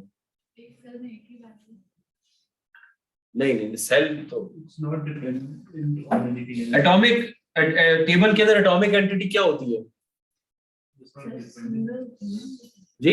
सिंगल एंटिटी होती है ना, मतलब वो डिपेंडेंट नहीं। जैसे एड्रेस है तो उसका टेबल, एक टेबल मैंने आपको डेटाबेस का दिया हुआ है, उसमें एटॉमिक एंटिटी क्या होती है? What is atomic inside a table? जी, एक लाइन सिंगल वैल्यू को एक सिंगल वैल्यू एटॉमिक होती है, तो की बात है, यही है ना एवरीवन? रोल बैक हो जैसा सक्सेसफुली, रोल बैक का तो इससे ताल्लुक नहीं है, मैं तो आपसे सिर्फ ये पूछ रहा हूँ कि एक टेबल है तो उसके अंदर, ये मैंने टेबल आपको दिया, से एम्प्लॉइज का टेबल है, इस एम्प्लॉइज के टेबल में एटॉमिक क्या चीज है? all or nothing, any other employers you roll back basically. आप लोग कह रहे हैं कि एक सेल कोई भी हो वो एटॉमिक होता है, ये बात है ना? रॉन्ग। एटॉमिक जो है ना वो एक पूरी रो होती है, because one row represents one complete piece of information. I can't have a partial row in a database. एक अगर एम्प्लॉय का रिकॉर्ड है तो दैट मींस कि पूरा रिकॉर्ड एक रिकॉर्ड है ना, पार्शियल रिकॉर्ड तो फिर रिकॉर्ड नहीं होता कि भाई मैं कहूँ कि ये मेरा एम्प्लॉय है और ये मेरा एम्प्लॉय नहीं है, आई कांट हैव दैट। तो टेबल का मसला यही है कि टेबल में अगर एक एम्प्लॉय की कुछ इंफॉर्मेशन मेरे पास अवेलेबल नहीं है, ठीक है, अगर एक एम्प्लॉय की मेरे पास अवेलेबल नहीं है तो वो फिर मैं रो में फिर ये सारे क्या डालने पड़ेंगे यहाँ पे, नल वैल्यूज। तो नल वैल्यूज के साथ एटॉमिक हो तो जाएगा लेकिन कंप्लीट डेटा नहीं होगा। तो एटॉमिसिटी का मतलब ये है कि या तो पूरी रो डालो या कुछ भी ना डालो। नैन वैल्यूज के साथ रो डालना वो डेटाबेस के अंदर स्टैंडर्ड नहीं है, क्योंकि नैन वैल्यूज को फिर हमें, अभी आप लोग मशीन लर्निंग में शायद पढ़ लें वो, कि आपको मिसिंग वैल्यू का एनालिसिस करने के लिए अच्छा खासा मेहनत करनी पड़ती है। आपके पास एक पाइथन की लाइब्रेरी है मैनो मिसिंग वैल्यू एनालिसिस के लिए बहुत अच्छी लाइब्रेरी है। इससे आपको बहुत सारी चीजें पता चल जाती हैं, पैटर्न्स वगैरह। फिर मिसिंग वैल्यूज रिप्लेस करने के लिए आपके पास मुख्तलिफ मेथड्स होते हैं, जैसे फॉरवर्ड फिल करना है और फिर मीन से रिप्लेस करना है, रिग्रेशन से रिप्लेस करना है, इम्प्यूटेशन होती है, सही है। तो देयर आर मेनी थिंग्स जिसको देखना पड़ता है। तो वो एक प्रैक्टिस नहीं है हमारी कि मिसिंग वैल्यूज हो एंट्री करते वक्त, और होती भी नहीं है, आमतौर पे कम होती है। So therefore atomic is this thing, ठीक है। सी का क्या मतलब है? पहले सवाल में तो फेल हो गए आप लोग, ठीक है। सी में क्या होता है? एक कंसिस्टेंट स्टेट से दूसरी कंसिस्टेंट स्टेट पे जाए, लाइक बीच में कोई लाइक वो ना हो। क्या मतलब, मैं वही तो पूछ रहा हूँ, कंसिस्टेंट स्टेट का क्या मतलब है? अगर आप मल्टीपल डेटा उठाते हैं तो दोनों में सिमिलैरिटी होगी rather than difference। बेसिकली जो डेटाबेस का एक स्ट्रक्चर होगा वो फॉलो होगा across all storage system. Structure follow होगा, स्कीमा क्या है? हाँ स्कीमा तो देखें, स्कीमा तो फॉलो कर, जब आपने पहले स्कीमा क्रिएट किया है क्रिएट टेबल से, तो स्कीमा तो फॉलो करना पड़ेगा ना, वो उसका इससे ताल्लुक नहीं है। एक टेबल कंसिस्टेंट स्टेट में है, इसका क्या मतलब है? इस सेंटेंस का क्या मतलब है? My table is in consistent state. And then like all the records are basically they're on similar parameters. ये Sir, changes भी नहीं आ रहे। बेसिकली अगर वो टेबल मल्टीपल यूजर यूज कर रहे हैं तो वो हर यूजर के पास कंसिस्टेंट आएगा डेटा उसका। ऐसा नहीं होगा कि अगर कोई अपडेट हुआ है बीच में तो कंसिस्टेंट का क्या मतलब हुआ कि हर यूजर के पास कंसिस्टेंट डेटा आएगा, इसका क्या मतलब? ऐसा नहीं होगा कि अगर एक यूजर ने अपडेट किया तो दूसरे यूजर के पास वो अपडेट रिफ्लेक्ट नहीं होंगे। Yes, there's a thing कि update data is always in the most recent update state. The whole database is in always the most recent update state. ऐसा नहीं होगा, ये पॉइंट भी मिस हो गया आप लोगों से शायद, कि ये टेबल अपडेट हुआ, ये टेबल अपडेट हुआ, ये टेबल अपडेट नहीं हुआ, या इस टेबल के अंदर 50% अपडेट चल रहा है और मैं एसक्यूएल चला रहा हूँ। एसक्यूएल नहीं चल सकती जब तक कि मेरा टेबल पूरा का पूरा अपडेट ना हो जाए, ये मतलब है कंसिस्टेंसी का। There is no partial updating of anything. समझ में आ गई बात की? ऐसा एक्चुअल में कंसिस्टेंसी के अपडेट तो करना होता है ना, क्योंकि अब ये मेरा एम्प्लॉय का मेरा ये सेल्स ट्रांजैक्शन का टेबल है, पीछे से डेटा आता जा रहा है, रोजाना आ रहा है, 24 घंटे आ रहा है। तो दैट मींस कि मुझे इसको, और फिर मैं इस टेबल पे एसक्यूएल भी चला रहा हूँ, यही बात है ना। तो how do I mix these things up? अगर मैं एसक्यूएल चला रहा हूं तो मुझे तो वही रोज चाहिए ना जो लेटेस्ट हो। तो I have to design a consistency strategy जिसके तहत मैं ये कहूंगा कि भाई 5 मिनट के लिए टेबल अवेलेबल नहीं है, पहले पूरा टेबल अपडेट हो जाएगा पिछले 3 घंटे के रिकॉर्ड से, उसके बाद एसक्यूएल चलेगी। ये नहीं हो सकता कि मैं अपडेट भी कर रहा हूँ और एट द सेम टाइम उसको क्वेरी भी कर रहा हूँ, क्योंकि वो तो फिर मर्डर आ जाएगा ना सारा बीच में। समझ में आ रही बात? तो कंसिस्टेंसी का मतलब ये है कि every table is always 100% consistent, 100% consistent. There is no partial consistency, no partial update. Actually इसका मतलब ये है, ठीक है। तो इस सवाल में भी 50% नंबर, ठीक है। So what is that isolation? नहीं आइसोलेशन का मतलब पूछो। आइसोलेशन चले बताएं, आइसोलेशन क्या होती है? ये कि कोई अगर मैं अभी कोई टेबल अपडेट कर रहा हूँ तो उस दौरान कोई और दूसरा उसका अपडेट नहीं कर सकता। आपके अपडेट्स दिखेंगे नहीं जब तक आप उसे कंप्लीट करेंगे essentially। हाँ आइसोलेशन नहीं, आइसोलेशन का वर्ड देखे ना, मैं I am an isolated user, इसका क्या मतलब है? आप उसे कि मुझे ऐसा लग रहा है कि पूरा डेटाबेस मेरे लिए ही चल रहा है, यानी कंकरेंट यूजर्स का मुझे I I am not being affected by the number of concurrent, जैसा कि आपके वेबसाइट में होता है। अब एक वेबसाइट पे एक वक्त में हजारों यूजर्स बैठे हो, लेकिन मुझे इससे क्या फर्क पड़ता है कि इस वक्त 9,999 और बैठे हैं, मेरे लिए तो वेबसाइट है ना। तो database should serve as an isolation interface, कि I should get what I want all the time. मेरे लिए तो इसका मतलब यही है, जहां तक मैंने पढ़ा था इसका, कि concurrency does not affect the performance of my queries, that is isolation। और ड्यूरेबिलिटी, ये डेटाबेस के लेक्चर का, अगर मैं कोर्स पढ़ाता, ये पहले दिन का ये लेक्चर का पहला आधा घंटा। एसेट तो हमारी बेस है, एसेट नहीं समझेंगे तो टेबल्स क्या समझेंगे। हाँ, ड्यूरेबिलिटी क्या होती है? सॉरी, हाँ, परसिस्टेंस रहेगी। परसिस्टेंस का क्या मतलब है? What if I don't know persistence? मतलब वो भी करेगा। जिस तरह एग्जांपल उन्होंने दिया था कि अगर आपकी दो एक साथ आपकी कमांड्स चल रही हैं, एक ही अकाउंट बैलेंस को लेट्स से अपडेट करने के लिए, एक बंदे ने उसमें डिपॉजिट कराने $100, एक बंदे ने उसमें से विड्रॉ करने $10। अब उसमें अगर आपकी दोनों एक साइड बाय साइड चल रही है और आपकी कमिट यही हुई है, जैसे आपने उसमें डिपॉजिट किए $100, बट बिफोर यू कमिटेड किसी और ने उसमें से $10 निकाल के वो कमिट कर दिया जी, तो फिर ऐसा हुआ कि इंस्टेड ऑफ कि आपके $100 बढ़े हैं, आपको दिखेगा कि आपके सिक्योर से $10 में से निकले हैं। हाँ, तो बिल्कुल यही बात है कि ड्यूरेबिलिटी का मतलब है कि जो भी आप चेंज करें वो परसिस्ट, डेटाबेस में परसिस्ट करेगा, अदरवाइज वो रोल बैक कर जाएगा। ठीक है, एग्जांपल दी, बिल्कुल सही एग्जांपल दिया आपने, कि वो 100 जमा करा रहे हैं और एक बंदा 10 निकाल रहा है, उसने पहले कमिट कर दिया, तो अगर $100 है तो 90 आपको नजर आएंगे, क्योंकि उसकी कमिट पहले कमिट कर दी। ठीक है, तो there is no transaction health until it is persisted to the database। जब तक वो डेटाबेस में परसिस्ट ना कर जाए, कमिट ना हो जाए, उसकी ट्रांजैक्शन की कोई वैल्यू नहीं है, वो आराम से रोल बैक कर। जैसा कि आप सॉफ्टवेयर इंस्टॉल करते हैं, एंड में जाके कोई एरर आ गया, बिजली चली गई, लैपटॉप बंद हो गया, तो पूरी कहानी गई, इंस्टॉलेशन तो नहीं हुई ना।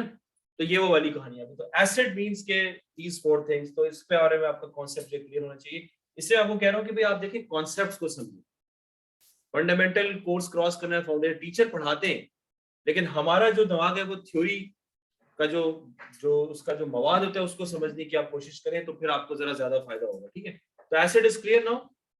तो एसेट आराम से आप टेबल के ऊपर चीजें मैप कर सकते हैं। ठीक है, अब प्रॉब्लम यही आ रही थी कि बिग डेटा के अंदर, अब आप मुझे बताएं, अब खुद सोच के बताएं, लेट्स से कि मेरे पास डेटा आ रहा है ई कॉमर्स का, और ई कॉमर्स के डेटा में मेरे पास I have 123 variables, 123 variables which define a user profile. ठीक है, मेरे ई कॉमर्स की यूजर का जो प्रोफाइल है that is being defined by 123 variables, और उसके अंदर मैं डेमोग्राफिक्स भी पूछ रहा हूँ, और लॉगिन इंफॉर्मेशन भी है, सेशन इंफॉर्मेशन भी है, विंडोज मेरे प्रोडक्ट्स पे कितना टाइम स्पेंड कर रहा है, कौन से देख रहा है, कौन से नहीं देख रहा, खरीद क्या रहा है, सारी चीजें इसके अंदर शामिल है। ठीक है, और ये बात बिल्कुल सही है कि every user will not generate these data। हर आदमी जो है उसके 123 वेरिएबल तो उस पर लागू नहीं होंगे। मतलब कोई बंदा अपनी सेंसिटिव इंफॉर्मेशन नहीं, जेंडर नहीं बताता, कोई लॉगिन नहीं है, कोई लॉगिन नहीं है, विंडो शॉपर है, तो डेमोग्राफिक्स है ही नहीं। सही है, तो there are many many empty variables. अब फर्स्ट कहें कि ये मैं टेबल यहां पर ले आता हूं, तो 50% डेटा तो नल हो जाएगा, डेटा नल हो जाएगा। कुछ ऐसे लोग होंगे, मेजॉरिटी लोग पता चला कि सिर्फ 23 वेरिएबल्स पे गुजारा कर रहे हैं। पता चला कि 50% लोग जो हैं they are just inputting data for 23 variables, या 23 वेरिएबल्स का डेटा हमने उनका रिकॉर्ड कर पाए, बाकी सब खाली है, 100 वेरिएबल्स का रिकॉर्ड खाली है। भाई तो उनके लिए वो होना ही नहीं चाहिए, फिर उनके लिए मुझे वो 100 वेरिएबल्स को स्कीमा में डालने की जरूरत ही नहीं होनी चाहिए ना। Why should I restrict myself to this such a rigid table? आ रही समझ बात? तो बिग डेटा के अंदर फिर मुझे इस तरह की चीजों की फ्लेक्सिबिलिटी चाहिए कि I need something which is schema free. Schema free का क्या मतलब है? see any data points पे data होता है हाँ हर कि वो किसी भी फॉर्म में डेटा हाँ हर रो का जो है, हर रो का स्कीमा अलग, आप मुझे फ्लेक्सिबिलिटी दे दें, क्योंकि अगर मैं उस रो में 123 डालूंगा जिसमें से 100 खाली है, तो खामखा का डेटाबेस का साइज बढ़ेगा। सही है। अच्छा दूसरा मुझे ये बताएं कि ये जो टेबल है ये स्टोर किस तरह होता है हार्ड डिस्क में, बता सकते हैं मुझे? हार्ड डिस्क पे स्टोर होता है ना, ऑरेकल तो आपका हार्ड डिस्क पे चल रहा है ना, तो हार्ड डिस्क पे टेबल किस फॉर्मेट में स्टोर होता है? हाँ अच्छा, टेबल को एक अपने रनिंग इंस्टेंस से हार्ड डिस्क में भेजने को क्या कहते हैं? सॉरी, हाँ जब मैं हार्ड डिस्क पे कोई चीज सेव करता हूँ, जब हार्ड डिस्क पे जाके वो चीज फिजिकली सेव होती है उसको क्या कहते हैं? It could be saved as comma separated values, लेकिन मेरा नहीं ख्याल, क्योंकि कॉमा सेपरेटेड वैल्यूज में मेरा स्कीमा खत्म हो जाएगा। कॉमा सेपरेटेड वैल्यूज में तो स्कीमा का वो मैं कैसे हिसाब रखूंगा? हाँ इसको कहते हैं सीरियलाइजेशन। सीरियलाइजेशन का मतलब ये है कि बेसिकली आपका स्टोरेज फॉर्मेट चेंज हो जाता है। ये हडूप में भी ये चीज आपको मिलेगी। हडूप में सीरियलाइजेशन के डिफरेंट फॉर्मेट्स हैं, जिसमें आवरो एक फॉर्मेट है जो काफी मशहूर है आवरो। तो आपका डेटा जब आप हार्ड डिस्क पे परसिस्ट करते हैं तो उसको सीरियलाइज किया जाता है ताकि उसकी स्टोरेज कम से कम जगह में हो सके। वरना अगर मैं टेबल को डायरेक्टली स्टोर करूं, अच्छा अगर ऑरेकल में भी मैं टेबल चला रहा हूं तो ऑरेकल में तो सीएसवी नहीं होगी ना, क्या ख्याल है? वैसे हार्ड डिस्क पे सीरियलाइजेशन सीएसवी फॉर्मेट में नहीं होती, जहां तक मेरा अपना जाती ख्याल है ना। ऑरेकल का अपना कोई सीरियलाइजेशन फॉर्मेट होगा, लेकिन table, why is table heavy? Multiple operations वगैरह भी परफॉर्म करते हैं। नहीं, टेबल की स्टोरेज जो है वो भारी क्यों पड़ेगी मुझे? मसलन एक मैं टेक्स्ट फाइल स्टोर करता हूँ, वो आएगी मेरे पास लेट्स से 15 किलोबाइट्स की टेक्स्ट फाइल होगी, और उसी के डेटा में टेबल में डालूंगा तो वो में भी हो जाएगा लेट्स से कि 10 मेगाबाइट्स का। इसके साथ वो स्कीमा भी होगा, स्कीमा भी इसके साथ वो से वो कि आपने हाँ कौन सा मल्टी डायमेंशनल स्ट्रक्चर है, रोज एंड कॉलम्स। आपने एरेज पे तो काम किया होगा ना प्रोग्रामिंग में, तो 2D एरे को आप करेंगे तो 2D एरे का क्या हाल होता है? 2D एरे तो एक हैवी स्ट्रक्चर बन जाता है ना, 3D एरे उससे भी ज्यादा भारी है। वो तो पाइथन वालों ने आके उसकी एग्जीक्यूशन को आसान कर दिया है। जो आपकी कौन सी लाइब्रेरी है वो नमपाई ने एरे के एग्जीक्यूशन को इसलिए आसान कर दिया है, जो कि मैटलैब से उन्होंने चीजें ड्राइव की हैं। वरना C++ में, जावा में, C# के अंदर अगर आप 2D एरेस 3D एरेस पे काम करेंगे तो बहुत टाइम लगेगा, बहुत स्पेस खींचेगा, वो प्रोग्राम लटकेगा आपका। सही है। तो ऑरेकल के अंदर चूंकि वो ऑरेकल एक रनिंग उसकी कैपेसिटी इतनी ज्यादा होती है, तो वो टेबल्स चल रहे होते हैं, तो इस वजह से भी ऑरेकल की क्वेरीज वगैरह एग्जीक्यूट करने में टाइम लगता है, SQL queries, because this is very heavy. तो ये वो सारे फैक्टर्स हैं जो कि बिग डेटा में हमारे साथ नहीं चल सकते। हमें स्कीमा की फ्लेक्सिबिलिटी चाहिए, we don't want anything with schema free, और हमें थोड़ा सा डेटा की भी फ्लेक्सिबिलिटी चाहिए कि भाई आप मुझे स्ट्रिंग की लेंथ को फोर्स ना करें, ठीक है, आप नेम्स को फोर्स ना करें, और दूसरा आप स्ट्रक्चर को फोर्स ना करें। तो आई should have something which is extremely flexible, and I don't want a table. Tables में मेरा गुजारा जो है वो नहीं होगा, क्योंकि टेबल्स के साथ क्या है कि it's a heavy thing to store and manage. जी जैसे आपने ई-कॉमर्स की मिसाल दी और आपने कहा उसमें इंस्टेड ऑफ लाइक मैं उसके लिए एक सेपरेट टेबल बनाऊंगा, कॉलम टेबल्स हैं इसमें इंफॉर्मेशन पड़ी है, मैं अंडर जॉइन के थ्रू भी इसको क्वेरी कर सकता हूं। देखिए, मैंने ये शुरू में बात बताई थी, क्योंकि जॉइन जो है ना, join is not the solution for us, क्योंकि जॉइन ऑलवेज क्रिएट्स प्रॉब्लम्स।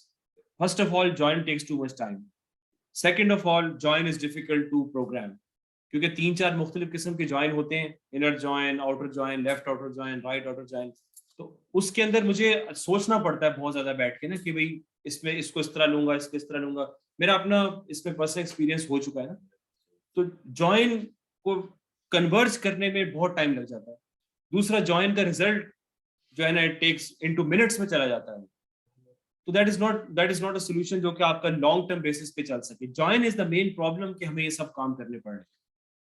और जॉइन क्यों करना पड़ता है? क्योंकि डेटाबेस कहते हैं नॉर्मलाइज करो। तो एक चीज उन्होंने अच्छी इंटेंशन से की थी, लेकिन बाद में वो हमारे गले में आ गई, तो अब टेक्नोलॉजी चेंज कर रहे हैं। ठीक है ना, नॉर्मलाइजेशन से हमारा एनालिटिक्स का काम तो नहीं चल सकता। तो लिहाजा सोल्यूशन सिर्फ यही है कि भाई हम इस स्ट्रक्चर से दूर जाएं, स्कीमा फ्री हो जाए और फिर हमारा काम उसमें चल सकेगा। ठीक है, क्या टाइम क्या हो गया? 9:45। ठीक है, टाइम है अभी। कितने बजे ब्रेक लेना आप लोगों ने? ले लें ब्रेक थोड़ा सा? ठीक है, सही है।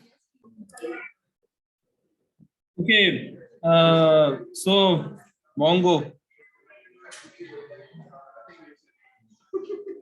So it's basically stands for humongous DB. Humongous का मतलब है कि having many different forms, और मतलब यही है कि having many different schemas. Different forms का मतलब क्या है?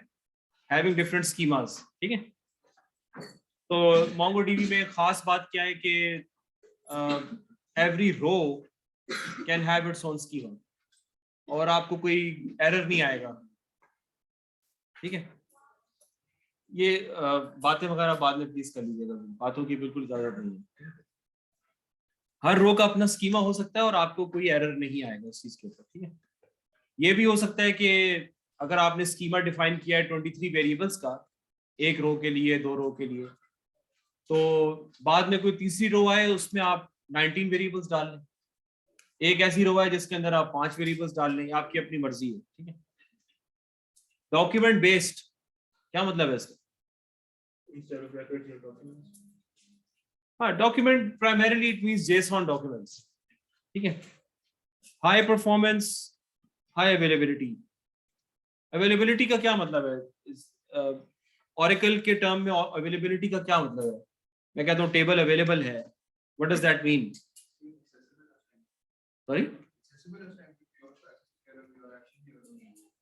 हाँ, आपका नाम असद है ना? एक्सेसिबल नहीं, एक्सेसिबल का मतलब नहीं है, it's available in the sense कि मैं उस वक्त उसको क्वेरी कर सकता हूँ। एक्सेसिबल तो हो सकता है लेकिन हो सकता है अवेलेबल ना हो, जैसे कोई वेबसाइट डाउन हो जाती है तो इट्स नॉट अवेलेबल। तो डेटाबेस के अंदर नॉन अवेलेबिलिटी का कोई जवाब नहीं बनता, it should be always available 100% of the time. सही है, जैसे आपके ऑर्डर के लिए होता है कि जैसे टेबल अपडेट हो रहा हो तो दूसरा कोई क्वेरी नहीं कर रहा। जी जी, हो सकता है लॉकिंग मैकेनिज्म की बात करें कि हम लॉक कर देते हैं जब तक कि अपडेट हो रहा है, टेबल लॉक हो गया, अवेलेबल ही नहीं है, टेबल अपडेट हो रहा है, और चूंकि ये फुली कंसिस्टेंट एनवायरनमेंट है तो it can happen that way. ठीक है, MongoDB में ऐसे होने का चांस बहुत ही कम है। उसकी वजह ये है कि things are going so fast कि there is no room for it being anytime unavailable. It behaves exactly like Oracle. सही है, it behaves exactly like Oracle as far as availability is concerned. Sorry? हाँ, मतलब Oracle में जो है ना वो availability जो है ना वो क्या कहते हैं, ऑल्दो अपडेट वगैरह होते हैं, लेकिन Oracle में हम लोग करते ये कि एक पर्टिकुलर टाइम पे अपडेट्स जाते हैं डेटाबेस के, तो उस टाइम पे क्वेरीज नहीं आ रही होती। ये तो खैर एक हार्ड डेटाबेस का यही यूज केस होता है ना कि रात के टाइम पे हम अपडेट कर देते हैं, तो उस टाइम पे हमें पता है कि there is nobody to run the query, भी तो आईटी वाले ही रन कर रहे होते हैं ना। तो यहाँ पे हाई अवेलेबिलिटी लिखा तो इन कंपैरिजन टू समथिंग हुआ ना? हाँ, with comparison to basically other NoSQL solutions. जो दूसरे NoSQL सॉल्यूशंस है ना, जो वो भी खैर अब अपडेटेड हो गए, अब तो जितने भी NoSQL सॉल्यूशंस हैं वो हाईली अवेलेबल ही हो गए, अनलेस कि आप कहेंगे हडूप पे आप कभी कभी कहेंगे कि भाई आपको थोड़ी सी हो सकता है कि कोई ऐसी मामला हो कि नॉन अवेलेबिलिटी हो, लेकिन NoSQL टिपिकली अब हाई अवेलेबिलिटी सिस्टम्स ही होते हैं। तो मतलब कहने का मकसद ये है कि SQL के केस में और NoSQL के केस में अवेलेबिलिटी का आप कोई आपस में कोई वो नहीं है, देयर इज नो मुवाजना उनका कोई भी नहीं आपस में ना, कि they are both highly available systems. शुरू में जब ये लोग आए थे ना, क्या कहते हैं, इस तरह के शुरू में आए थे तो हाई अवेलेबिलिटी तो थी उस वक्त, लेकिन इनमें NoSQL में ये मामला ज्यादा गड़बड़ हो रही थी कि not all of them were always consistent. तो we want the system to be highly available. यहाँ पे शायद हाई अवेलेबिलिटी नहीं होती उस सेंस में, लेकिन वहां पे इसलिए नहीं होती क्योंकि जिस टाइम के ऊपर हम डेटाबेस अपडेट करते हैं उस टाइम पे क्वेरीज नहीं रन हो रही होती। आमतौर पे जो स्केजुलिंग होती है वो रात के टाइम ही की जाती है, 12 बजे, 1 बजे, 2 बजे। तो कुछ टेबल्स सुबह तक सारे टेबल्स पर अपडेट हो जाते हैं और सुबह स्टेट आपकी कंसिस्टेंट होती है। तो मोंगोडीबी के अंदर आप खुद सोचिए कि बिग डेटा के अंदर ना किसी चीज को अपडेट करने का कोई वो नहीं होता कि मैं पुराने किसी रिकॉर्ड को अपडेट कर रहा हूँ। I keep on adding data all the time. ठीक है, तो अपडेट का कोई यहाँ पे इतना कोई सिस्टम नहीं होता बिग डेटा के अंदर। जहाँ पे डेटा बिग है उसमें पुरानी रो को अपडेट करके क्या होगा, ना भी करेंगे तो उसी बंदे की नई रो शामिल कर दें आप, उसी बंदे की नई रो शामिल कर दें तो वो नई रो पे डेटा आना शुरू हो जाएगा। तो there is no concept updating का कॉन्सेप्ट यहाँ पर है ज्यादा ना, which takes time.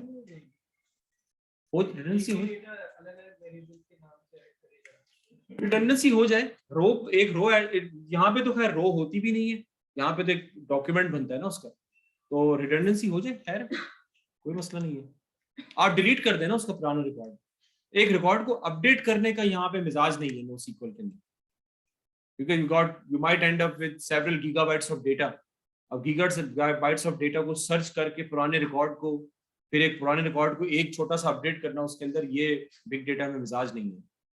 तो बेहतर ये है कि आप उस बंदे की एक नई कलेक्शन बना लें और ये सर्च करके कि पुरानी कलेक्शन डिलीट कर दें, फिर एक नया उसका रो ऐड कर लिया, आसान काम है। जी तो ये मतलब इसमें सर्चिंग फास्ट की नहीं होती indexing. Sorry, hash map use होता है इसके इंडेक्सिंग के लिए। जी हैश मैप्स इस्तेमाल करते उसके, मतलब अगर मुझे क्या कहते हैं पेरेंट की पता है अपडेट तो आराम से हो जाएगा। देखिए अब MongoDB के लिए तो अपडेट आप कर सकते हैं क्योंकि MongoDB is very close to the SQL counterpart. It is the only database which can claim to be that. क्योंकि जब उन्होंने लॉन्च किया था उस वक्त नहीं था। अब तो ये है कि वो इसमें फुली एसिड फुल कंप्लायंस है। ठीक है, एसिड की फुल कंप्लायंस जैसा कि ऑरेकल में होती है वो Mongo में भी है। तो it's very close and that is why this is the most famous database right now in the world. आप कह लें कि बहुत सारी जगहों पे ये ऑलरेडी हजारों जगहों पे चल रहा है। उसकी वजह यही है कि वो एसिड कंप्लायंट है और the people see no difference but they see lots of speed। क्योंकि यहाँ पे मैं टेबल पे क्वेरी करता हूँ, यहाँ पे मैं टेक्स्ट पे क्वेरी करता हूँ। तो टेक्स्ट पे क्वेरी तो बिल्कुल बच्चों वाली चीज है, बहुत इट्स वेरी फास्ट। एक रेजेक्स को मैप करना वो तो बहुत आसान चीज है ना। यहाँ पे मुझे I have to go through the SQL का पूरा वो प्लान बनता है। प्लान तो खैर यहाँ पर भी बनता होगा, लेकिन टेबल के ऊपर क्वेरी करना तो then I have to go through the data structure which is complicated, takes time. यहाँ पर डॉक्यूमेंट होता है, that does not take time. It's simple, आप पूरे डॉक्यूमेंट को स्कैन करना है, तो टेबल की यहाँ पे डायनेमिक्स फिर नहीं होती। सही है, तो वो आप सही कह रहे हैं कि इसकी क्वेरी भी एसक्यूएल जैसी ही क्वेरी लैंग्वेज है इसकी, और क्या कहते हैं अपडेट आप कर सकते हैं। लेकिन मैं आपको एक मिजाज बता रहा हूँ कि अगर मेरे पास 20-25 गीगाबाइट ऑफ डेटा हो तो मैं अपडेट नहीं करूंगा उसको। 20 गीगाबाइट अनलेस कि मुझे पता हो कि वो कौन सी कलेक्शन है, कहाँ पर होगा, तो अपडेट करना चाहूँ तो मैं कर दूँ। सही है, MongoDB जिस यूज केस में इस्तेमाल हो रही होती है उसके अंदर अपडेशन कैसे बन रहा होगा। अगर मुझे ट्रांजैक्शंस रखनी होंगी तो मैं शायद एसक्यूएल यूज करूंगा, ना कि MongoDB यूज करूंगा। हाँ देखिए, मैं आपको जैसे ये आपकी बात से मैं लेता हूँ। अगर आप ई कॉमर्स की मिसाल लें, मतलब मैंने MongoDB मैंने किसी ई कॉमर्स वेबसाइट पे 5 साल से मैं जा रहा हूँ। मेरे लेट्स से कि 105 सेशंस हैं उसके पास कोड, तो मैं पुराने सेशन में क्यों अपडेट करूंगा चीजें। IoT का सिनेरियो है, ठीक है, IoT का सिनेरियो है, तो मैं हर दिन के स्नैपशॉट में मेरे पास कई किलोबाइट्स ऑफ डेटा स्टोर हो जाता है। सेंसर्स का डेटा आ रहा है, मेरे अपने घर के डेटा आ रहा है। सेंसर्स के डेटा को मैं क्यों अपडेट करूंगा। तो वो अपडेट होता है, जैसे एम्प्लॉय के रिकॉर्ड्स हो गए, इस तरह की चीजें हो गई। हाँ, वो चीजें अपडेट अगर करना चाहें तो आप कर लें। जैसे एज अपडेट करनी है तो as update across the whole database आप कर सकते हैं। ठीक है, लेकिन मैं आपको कह रहा हूँ कि बात जैसे उन्होंने कहा ना, बात इनकी सही है कि it is not always going to make sense to update the past records in big data. Automatic scaling, बस ये शुरू में थोड़ा सा गाड़ी अभी पहले गियर में है, फिर अब it will go very fast इंशाल्लाह। ऑटोमेटिक स्केलिंग का क्या मतलब है? If you want to store, if you want to store a record with a few attributes, we can, but if you also want to store a lot of attributes, you can also do that without making any changes to the schema. हाँ, ये भी आप ये भी बात सही कह रहे हैं कि एक डॉक्यूमेंट का स्कीमा मैं रन टाइम पे चेंज कर सकता हूँ, एट्रीब्यूट्स बढ़ा दूं। इसका बेसिकली मतलब ये है कि I can keep on adding more nodes, क्योंकि क्लाइंट सर्वर आर्किटेक्चर है, तो इस वजह से ये होते हैं। सीपी, यार सीपी तो व्हाट इज कैप थ्योरम क्या था? What is the cap theorem? Cap theorem वैसे अब नहीं है, मैं आपको बता देता हूँ जल्दी। ये 3 चीजें, कंसिस्टेंसी और एक अवेलेबिलिटी, नहीं पार्टीशन टॉलरेंस।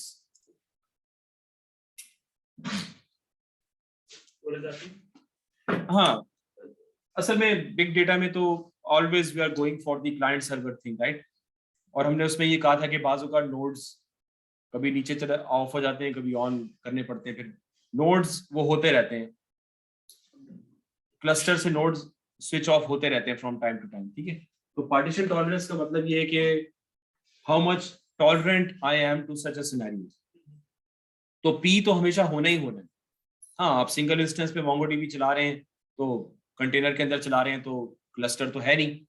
लेकिन मैं प्रोफेशनल स्टडी में बात करता हूँ कि जहाँ पर भी नेटवर्क होता है वहां पे नोड डाउन होते रहते हैं ना, तो इसकी टॉलरेंस तो हमें अपनी बनानी पड़ेगी, ठीक है? बाकी गेम सी और ए के दरमियान चलता है। तो जब NoSQL सिस्टम्स आए हैं तो कुछ सिस्टम्स थे जो कंसिस्टेंसी पे तरफ ज्यादा फोकस थे। अगर आपने कंसिस्टेंट रखना है तो फिर सिस्टम की अवेलेबिलिटी कॉम्प्रोमाइज होगी। अगर आपने सिस्टम को 24 घंटे अवेलेबल रखना है तो जाहिर सी बात है वो हमेशा 100% ऑफ द टाइम कंसिस्टेंट नहीं हो सकता, क्योंकि कंसिस्टेंसी के लिए आपको अवेलेबिलिटी कॉम्प्रोमाइज करनी पड़ेगी।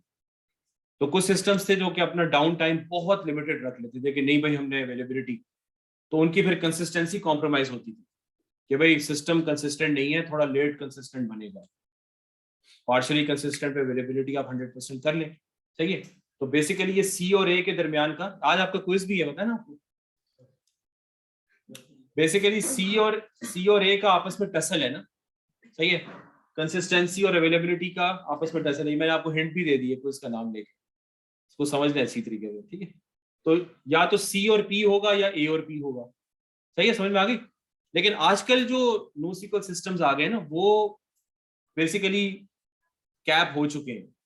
अब जैसे Amazon क्लाउड का डेटाबेस कौन सा है? AWS तो क्लाउड सर्विस का नाम है ना ओवरऑल। उसके अंदर जो डेटाबेस S3 के ऊपर जो डेटाबेस है उनका, वो NoSQL डेटाबेस है, हाइब्रिड है। क्या नाम है उसका? DynamoDB, ठीक है? DynamoDB उसका नाम है। वो NoSQL है, वो डॉक्यूमेंट बेस्ड भी है और की वैल्यू बेस्ड भी है, मेरा ख्याल में कॉलमनर भी है। NoSQL की कितनी कैटेगरीज है बता चुका ना आप लोगों को? NoSQL की कितनी कैटेगरीज है? 4 है ना? कौन कौन सी है? हाँ, ग्राफ बेस्ड, गुड, और कॉलमनर, डॉक्यूमेंट और की वैल्यू, ये 4 हैं। उसके अलावा हाइब्रिड का मतलब इनके चारों के आपस में कॉम्बिनेशन है, ठीक है? तो HBase और कसांड्रा ये किस कैटेगरी में आ रहे हैं? HBase क्या है? HBase का मैंने नाम बताया तो था, Hadoop's डेटाबेस। वो डेटाबेस जो Hadoop क्लस्टर पे चलेगा वो HBase है। तो वो कौन सी कैटेगरी इन चारों में से? डॉक्यूमेंट बेस्ड, वो कॉलमनर बेस्ड है। वो टेबल ही बनाता है वो, लेकिन वो टेबल ऑरेकल का टेबल नहीं होता, वो टेबल बहुत स्कीमा फ्री टेबल होता है, ठीक है? और MongoDB किस कैटेगरी में? डॉक्यूमेंट। रेडिस की वैल्यू के अंदर है। और ग्राफ के सबसे मशहूर सोल्यूशन कौन सा है? नहीं, काउच तो इसी का भाई है मोंगो का, Neo4j वो ग्राफ डेटा के लिए। ये 4 हमारे मेन स्टे सॉल्यूशंस हैं, ठीक है? तो सीपी और मतलब समझ में आ गया? या तो सीपी होगा या एपी होगा। कौन समझाएगा? कौन एक्सप्लेन कर सकता है मुझे सीपी और एपी? एक तो बंदा हो क्लास में। मतलब ये मैं हर वक्त अपनी डेटाबेस को क्वेरी कर सकता हूँ, मतलब ये कि मैं जो है वो लॉक के अंदर मिनिमाइज कर रहा हूँ, लॉकिंग मेरी मिनिमम होगी। अगर लॉकिंग मिनिमम होगी तो अल्टीमेटली होगा ये कि हो सकता है मेरा डेटा जो है वो इनकंसिस्टेंट हो जाए। हाँ, मैं बिल्कुल। लॉक्स को बढ़ा रहा हूँ या तो मैं अपने डेटा को कंसिस्टेंट कर रहा हूँ। कसेगा तो अवेलेबिलिटी कम हो जाएगी सिस्टम की, वो ये इस तरह का बीच में बैलेंस, ठीक है। पार्टीशन टॉलरेंस का मतलब ये है कि जो आपका क्योंकि बिग डेटा में सारे क्लस्टर बेस्ड सॉल्यूशंस हैं, तो nodes keep on going down, तो I have to be tolerant to that. इसका मतलब ये है कि बी टॉलरेंट, थोड़ा सा सब्र करें, क्योंकि इसमें तो हम कॉम्प्रोमाइज नहीं कर सकते। पार्टीशन टॉलरेंस का हडूप पे क्या सोल्यूशन है?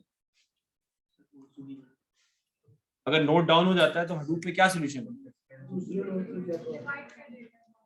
वो ऑलरेडी डिवाइडेड होता है तो नहीं, उस नोड पे डेटा है उसका क्या होगा? रेप्लिकास, जो रेप्लिका बने होते हैं, ठीक है। अच्छा, ये की वैल्यू डायनामो, ये इस तरह का मॉडल है, columnar tabular HBs document MongoDB. Dynamo तो खैर हाइब्रिड है, जो अमेज़न का है ना डेटाबेस डायनामो डीबी, इसी तरह उसका भी है, एज्योर का भी एक इसी तरह का डायनामो टाइप का है, मुझे कॉस्मोस डीबी, वो भी हाइब्रिड है, क्योंकि इतने बड़े, जाहिर सी बात है वो मिशन को लेके चल रहे हैं, तो एक से तो काम नहीं चलेगा, की वैल्यू में स्टोर करें यार। तो डॉक्यूमेंट जो है वो आपके सामने है। तो एसक्यूएल के प्रॉब्लम्स हम देख चुके हैं, ठीक है। स्केलेबल इतनी आराम से नहीं होता, क्योंकि डिस्ट्रीब्यूटेड डेटाबेसेस, बात है नहीं, डिस्ट्रीब्यूटेड डेटाबेसेस का ये मैंने बता दिया था ना आप लोगों को। डिस्ट्रीब्यूटेड डेटाबेसेस ओरेकल में नहीं इतनी चले, शुरू मैंने बताई थी ये बात आप लोगों को, ओरेकल वालों ने कोशिश की थी। तो रिक्वायर्स, देखिए क्या लिखा, unintuitive joins are always a problem. तो pros of MongoDB, easy interface with common languages, Java, JavaScript, PHP, Python। तो PyMongo आप डाल लें और आराम से उसमें Python के अंदर ही MongoDB के कनेक्शन करें, डेटाबेसेस क्रिएट करें अपनी एप्लीकेशन के अंदर से ही, आपको अलग से करने की जरूरत नहीं है। टेक्नोलॉजी हर जगह पे चल जाएगी, VMs के अंदर चलेगी, कंटेनर्स में, क्लाउड पे, डेटा सेंटर में। RDBMS के सारे फीचर्स यहाँ पे आपको मिल रहे हैं, सिर्फ फर्क ये है कि स्कीमा फ्री हो गया, ठीक है। तो ये अंडर आर्मर तो खैर एक ही एग्जांपल है। स्केल हॉरिजॉन्टली, ये अगेन वही वाली बात है कि I can scale the schema to as much as possible and I can also scale the number of the clusters, the nodes, multi data center replication. तो मजेदार सी बात है, जब एक ई कॉमर्स का सोल्यूशन होता है तो एक सर्वर पे तो नहीं चल रहा ना। ई कॉमर्स का सोल्यूशन अगर कोई उसका जो सर्वर होगा वो मल्टीपल सर्वर्स होंगे, कम से कम 10 से 15 होंगे हाई एंड सर्वर्स, वो आपस में सारे क्लस्टर से कनेक्टेड होंगे, सब पे MongoDB चल रहा होगा, सब एक दूसरे के रेप्लिका स्टोर कर रहे होंगे, ठीक है। तो ये हाई एंड सिनेरियो इस तरह होता है वहां पे, ठीक है। तो MongoDB वो कह रहे हैं कि बहुत अच्छा स्केलेबल है, कोई गड़बड़ नहीं करता। आमतौर पे स्केलेबल करने में इशू क्या आएगा, कौन बताएगा मुझे? भाई मैं 3 नोड्स पे MongoDB चला रहा हूँ, मैंने एकदम से 6 नोट्स कर दिए, प्रॉब्लम क्या हो सकती है?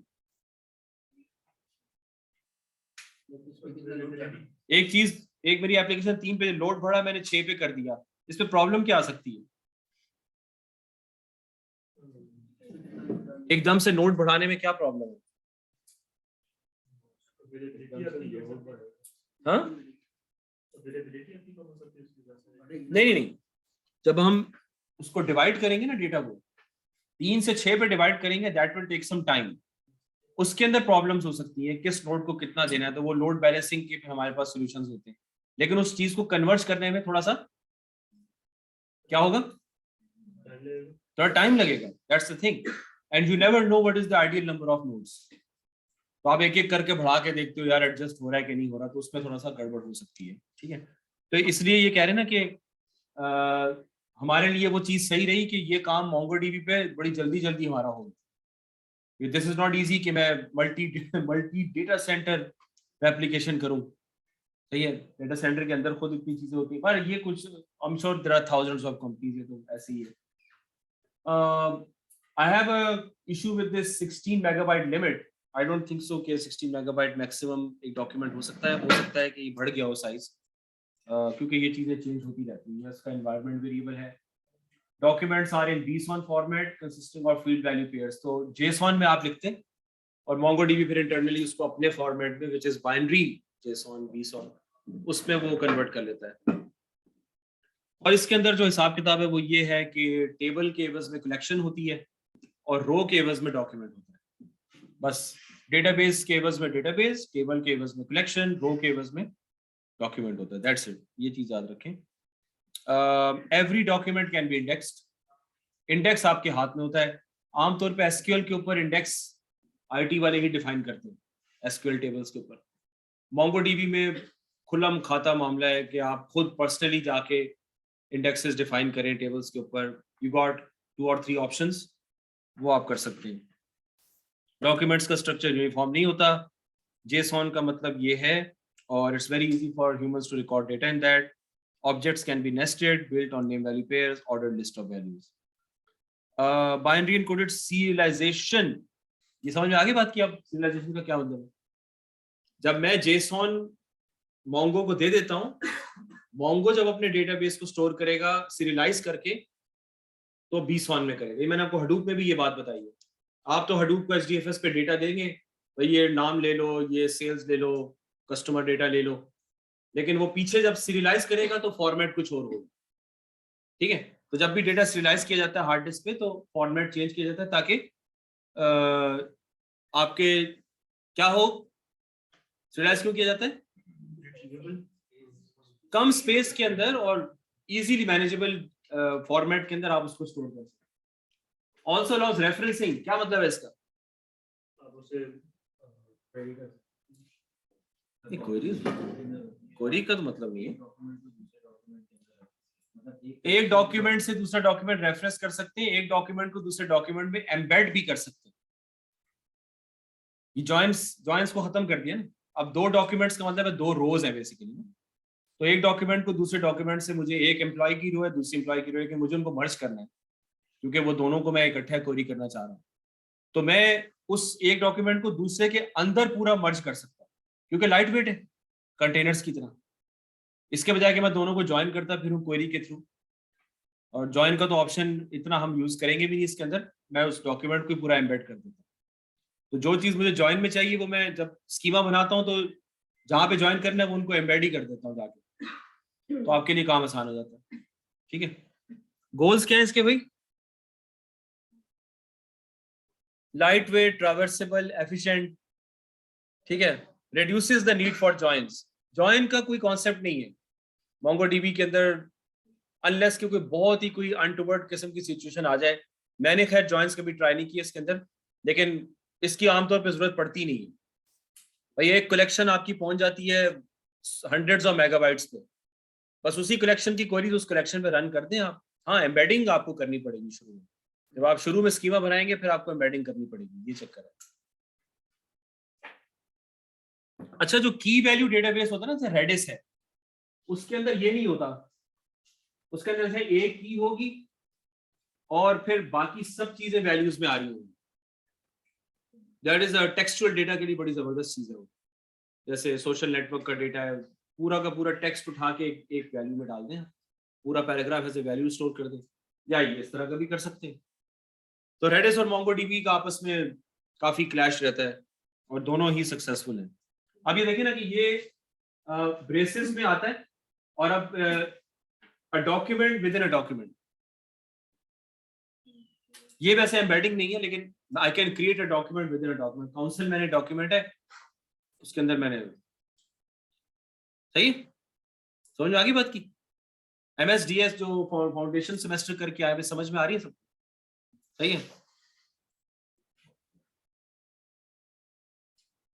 ये आई एम श्योर कि ये चीजें आपकी तो आपको पता ही है, डेटा टाइप्स वगैरह ऐड होती रहती है। तो अब ये तो बेसिक है, you can create arrays. Object का क्या मतलब होगा? हैं? हाँ, object can be another document. उसका मतलब कुछ भी हो सकता है, ऑब्जेक्ट आईडी, डेट, नल भी टाइप होती है, रेजेक्स होता है, एक्सेट्रा एक्सेट्रा। द नंबर, तो हर एक का नंबर है। तो अगर आप नहीं लिखना चाह रहे इंट वगैरह डबल जो भी है, तो आप डॉलर नंबर लिख दें तो वो उस टाइप को रिप्रेजेंट करेगा क्वेरी के अंदर। रेजेक्स होता है क्या? रेगुलर एक्सप्रेशन का मतलब ये है कि it's sort of a code which can, जिसके ऊपर बहुत सारे स्ट्रिंग्स मैच कर दें। It's a pattern basically. कि मैं एक पैटर्न लिखता हूँ तो और मैं उसको पूरा कॉर्पस दे देता हूँ कि ये पैटर्न सर्च करो, तो वो उस पैटर्न से मैचिंग सारी मैचिंग स्ट्रिंग्स उठा के ले आएगा। जैसे स्टार का मतलब है कि any number up to any number, और क्वेश्चन मार्क का मतलब है आइदर 0 और 1। और क्या होता है प्लस का क्या मतलब होता है? एटलीस्ट वंस आ रहा हो। और पैरेंथेसिस का क्या मतलब होता है उसमें? ग्रुप करने के लिए A to Z, बिल्कुल A to Z वाली एग्जांपल है। अगर मैं लिखूं A to Z तो इसका मतलब है कि any character between A to Z। ठीक है, तो अगर मैं टू वर्ड्स का ले रहा हूं तो मैं कह सकता हूँ A to Z small caps में। तो 2 वर्ड्स हैं, 2 लेटर वर्ड्स जितने भी ये निकाल के ले आओ तो वो ये रेजेक्स होगा। ये तो ये इसका पूरी एक अलग ही, ये जो है ना उसमें अंदर क्यों नहीं है यार, वो लिनक्स पे कौन सी है वो जो कि रेजेक्स के लिए इस्तेमाल होती है? जीरैप के थ्रू आप ये सारे सर्च करते हैं डॉक्यूमेंट के अंदर। ठीक है, सो ये बहरहाल ये आइडेंटिफायर जो है ना ये हर डॉक्यूमेंट में बाय डिफॉल्ट एंटर हो जाता है। इसमें आपको कुछ नहीं करना पड़ेगा। इस प्राइमरी की यूनिक होता है, इम्यूटेबल होता है, चेंज नहीं हो सकता, नॉन एरे टाइप होती है। Default data type is object ID, जैसा कि पाइथन में भी default data type object ID होती है। ऑब्जेक्ट होता है अनलेस कि उसको पता चल जाए कि ये नंबर ही है, वरना वो ऑब्जेक्ट में सब चीजें कन्वर्ट कर देता है। यहाँ पर भी यही है, स्ट्रिंग क्रिएशन के बराबर ये है। डॉक्यूमेंट वहाँ टुपल होता है, रो या डॉक्यूमेंट होता है, टेबल होता है या व्यू कलेक्शन होती है, प्राइमरी की यहाँ आईडी होती है, यूनिफॉर्म स्कीमा होता है, यहाँ पे कोई यूनिफॉर्मिटी नहीं है, इंडेक्स वहाँ पे ज्वाइन होता है, यहाँ पे एम्बेडेड स्ट्रक्चर होता है, मैं आपको बता चुका हूँ। ठीक है, पार्टीशन वहाँ होती है, यहाँ पे शार्डिंग होती है। शार्डिंग का मतलब ये कि डेटाबेस के पार्ट्स क्रिएट करना, उसको क्लस्टर पे डिवाइड करने के लिए। वहां पे हॉरिजॉन्टल पार्टीशनिंग के टेबल को यूं स्लाइस करें, एक स्लाइस वहां भेज दें, दूसरे नोड पे एक स्लाइस इस नोड पे, डिस्ट्रीब्यूशन करने के लिए। और शार्डिंग का भी यही कॉन्सेप्ट है। मोंगोडीबी का ये अपना टर्म है, तो वो शार्ड का कॉन्सेप्ट वही है सारा। ये तो पता होगा ना क्रड? ठीक है, सही है। अच्छा, ये तो खैर बहुत ही बच्चों वाली चीज। आपको तो मोंगोडीबी अब कंटेनर पे ही सब इस्तेमाल करना है, क्योंकि एक वर्किंग एनवायरनमेंट है। तो डॉकर और डॉकर इमेज क्या है, क्या कहते हैं उसको? डॉकर इमेज क्या है आगे? मोंगो। और डॉकर रन मोंगो, उसको वो आपको खुद देखना पड़ेगा किस तरह हो सकता है वो। मुझे टाइम मिला तो मैं भी छोटा सा आपको बता दूंगा, इतना मुश्किल काम नहीं। वैसे आप ट्राई करना चाहते हैं तो डाउनलोड्स हैं, और इसके अंदर एक डेटा की डायरेक्टरी बनानी पड़ती है आपको। तो C: में आप एक डेटा की डायरेक्टरी बनाएंगे, डेटा DB, वो MongoDB को चाहिए होती है। Open your bin directory MongoDB bin and run mongod.exe to start the database server, and then open other command prompt window जिसमें आप mongo.exe चला दें। सही है, तो Mongo डाउनलोड करें। Mongo डाउनलोड करेंगे तो उसका जो एग्जीक्यूशन पाथ है वो सिस्टम एनवायरनमेंट में पाथ में ऐड हो जाना चाहिए।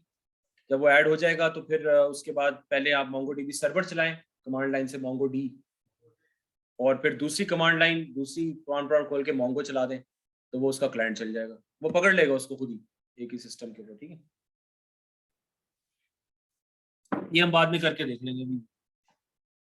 ये शेल देखिए, MongoDB का भी शेल आ गया वो, जैसे आपका डॉकर का शेल आ जाता है ना, या लिनक्स का शेल आ जाता है, तो उसका भी शेल आ जाएगा। जब आप MongoD चलाएंगे ना तो वो कमांड चल जाएगा। सॉरी, ये सर्वर है, ये तो रनिंग स्टेट में रहेगा, और ये जो है ना आपको फिर कमांड प्रॉम्प्ट लिंक करेगा कि आप स्टार्ट एंटरिंग द कमांड्स, यहाँ से आप फिर काम शुरू करेंगे। इसके बहुत सारे फ्रंट एंड्स भी आ चुके हैं। I think RoboMongo is a famous one, I think और भी बहुत सारे हैं। तो उसके अंदर अच्छा आप काम कर सकते हैं अगर फ्रंट एंड पे काम कर ले। कमांड लाइन पे नहीं करना चाहते तो फ्रंट एंड इस्तेमाल कर ले। Show DBs all the databases. Use का मतलब है कि use collection, switch to that collection जो कि जिसको मैं क्वेरी करना चाह रहा हूँ। शो कलेक्शंस, कौन कौन सी कलेक्शंस हैं वो आप देख लेंगे। ठीक है, कलेक्शन में कुछ डालना है, DB डॉट, ये उसका फॉर्मेट है, DB dot collection name dot insert, और आगे डॉक्यूमेंट पूरी स्पेसिफाई करनी पड़ेगी। तो जब आप इनिशियली आपको फॉर एग्जांपल असाइनमेंट मिलता है तो मैं आपको छोटा सा एक डेटाबेस बना दूंगा एक्सेल पे, छोटा सा डेटाबेस एक्सेल पे होगा, वो एक्सेल पे आप फिर उसकी मैपिंग क्रिएट करके पूरा का पूरा फिर इंपोर्ट कर लें। ठीक है, प्रैक्टिस हो जाएगी, which is equivalent to this जो आप करते रहते हैं उसमें टेबल्स के अंदर। ठीक है, इंसर्ट फील्ड वैल्यू इस तरह भी कर सकते हैं। ये सारे वही, इसका फॉर्मेट इतना वो देखने की जरूरत नहीं है। done on collections, get all the db.collection.find. ये अब वो है select star के माने में. find यहाँ पे चलता है, जैसे select star from table है. तो find one अगर आपने एक ही डॉक्यूमेंट निकालना है तो वो कर लें. To match a specific value, find field value, तो specific value वो भी बता दें. Field value और multiple अगर मैच करवानी है वो भी कर लें. वो इसके माने where this equals to this and field 2 equals to value 2, उस तरह की चीज है. और करना है तो वो डॉलर और इस्तेमाल कर लें. तो या ये वाली रो हो या ये वाली रो, कोई भी ट्रू मिल जाए तो आप निकाल के दो. जी Should there also be a comma in the middle after value 1? हाँ शायद हो. ये दूसरी लाइन पे है ना ये. This is an array in fact. You can also have it on the same line. How would the computer know it's on the I think ये स्क्वायर ब्रैकेट है ना, इससे पता चलेगा. वो आप लोग फिर करके देख लीजिएगा. ठीक है. ये तो भी हैंड्स ऑन इसका भी हम अभी आज नहीं करेंगे क्योंकि मुझे ये स्लाइड खत्म करनी है. तो वो आपका मेरे ख्याल में आ गया कोमा जो आप चाह रहे थे ना, लेकिन वो ब्रेसेस के बाद है. ठीक है, ब्रेसेस के बाद है वो. ब्रेसेस के बाद यानी पूरी एक आपने उसको फील्ड वैल्यू पूरा एक की वैल्यू पेयर दिया, उस की वैल्यू पेयर्स के दरमियान कोमा डालना है. ये मेरे ख्याल में कि I think this represents one की वैल्यू पेयर. इसका मतलब ये नहीं सर, आपने मिस्टेक हो गई. आपसे एरे के जो आप एरे खोल रहे हैं उसके बाद आपने कर्ली ब्रेसेस निकाला एंड आपने नहीं, एरे तो यहाँ बंद हो रहा है ना. एरे यहाँ बंद हो रहा है. ये एक एरे में यही चीजें और फिर कर्ली ब्रेस बंद हो रहा है, तो ऊपर से चलता आ रहा है ना. और फिर पैरेंथेसिस जो फाइंड का है. और ये हो गया. ये फिर देख लीजिएगा, ये just get the hang of it के भी बेसिक क्या. तो हैंड्स ऑन जब करेंगे तो आपको सब चीजें क्लियर हो जाएंगी. अभी तो हम इस पे कहाँ बहस कर सकते हैं क्योंकि हम ऑनलाइन कर ही नहीं रहे उसको. तो select field one from table और वो डॉट फाइंड. अच्छा ये उस तरह चल रहा है, सॉरी. ये जो है for example select field one from table including by excluding document fields. तो इन दोनों में से कोई भी हो, मेरा ख्याल में फील्ड वन की वैल्यू वो हो और फील्ड टू की वैल्यू वो हो. When field 2 exists. हाँ सर ये क्योंकि उन फील्ड्स को डिस्कार्ड कर रही है, मतलब कि जो आपको नहीं चाहिए, तो आप फील्ड 2 को 0 कर दें. हाँ जीरो बिल्कुल. फील्ड टू को 0 करते हैं और जो इसमें फील्ड 1 है सिर्फ वही डेटा, मतलब पूरे कलेक्शन में सारे फील्ड 1 निकाल के लें. फील्ड 2 ना, फील्ड 2 नहीं चाहिए हमें. हालांकि दोनों फील्ड्स इकट्ठी एग्जिस्ट कर रही होंगी ना कलेक्शन में, तो कभी सिर्फ फील्ड 1 ही प्रिंट करो सारी. तो वो ये प्रिंट कर रहा है. ठीक है, इसे ही कह रहे हैं बिल्कुल. 1 का मतलब है कि वो दिखा दो और बाकी जो है ना वो, या 1 का मतलब यही है ना कि वो वाली लाजमी दिखानी है. बाकी अवेलेबल हो तो दिखा दो, नहीं अवेलेबल तो ना दिखाओ. वो तो खैर वैसे भी डिफॉल्ट बिहेवियर है. फाइंड डॉक्यूमेंट्स विद और विदाउट द फील्ड. अगर वो फील्ड एग्जिस्ट कर रही है तो वही बात है, उस तरह की बात है. अपडेटिंग, लो भाई आ गया आपका अपडेट आ गया. ठीक है, तो field 1 value set, field 2 value 2 और multi true update multiple docs. All docs in which the field equals to value. ये फील्ड जो है ना इसकी वैल्यू ये हो, तो अब उसको जो है ना सेट क्या कर दो इस वैल्यू से. ठीक है, तो ये अपडेट वाला मामला है. तो अपडेट तो खैर इसमें होगा क्योंकि ये एसिड को वो कर रहा है, तो एसिड में तो खैर अपडेट उसके साथ. तो रिमूव अ फील्ड कौन सा है भाई? अनसेट. अनसेट का मतलब है कि वो पूरे कलेक्शन से वो पूरी फील्ड आप जो है रिमूव कर दो. ठीक है, replace all field value pairs. और ये मतलब इससे क्या हो रहा है बताइए ना जरा. ये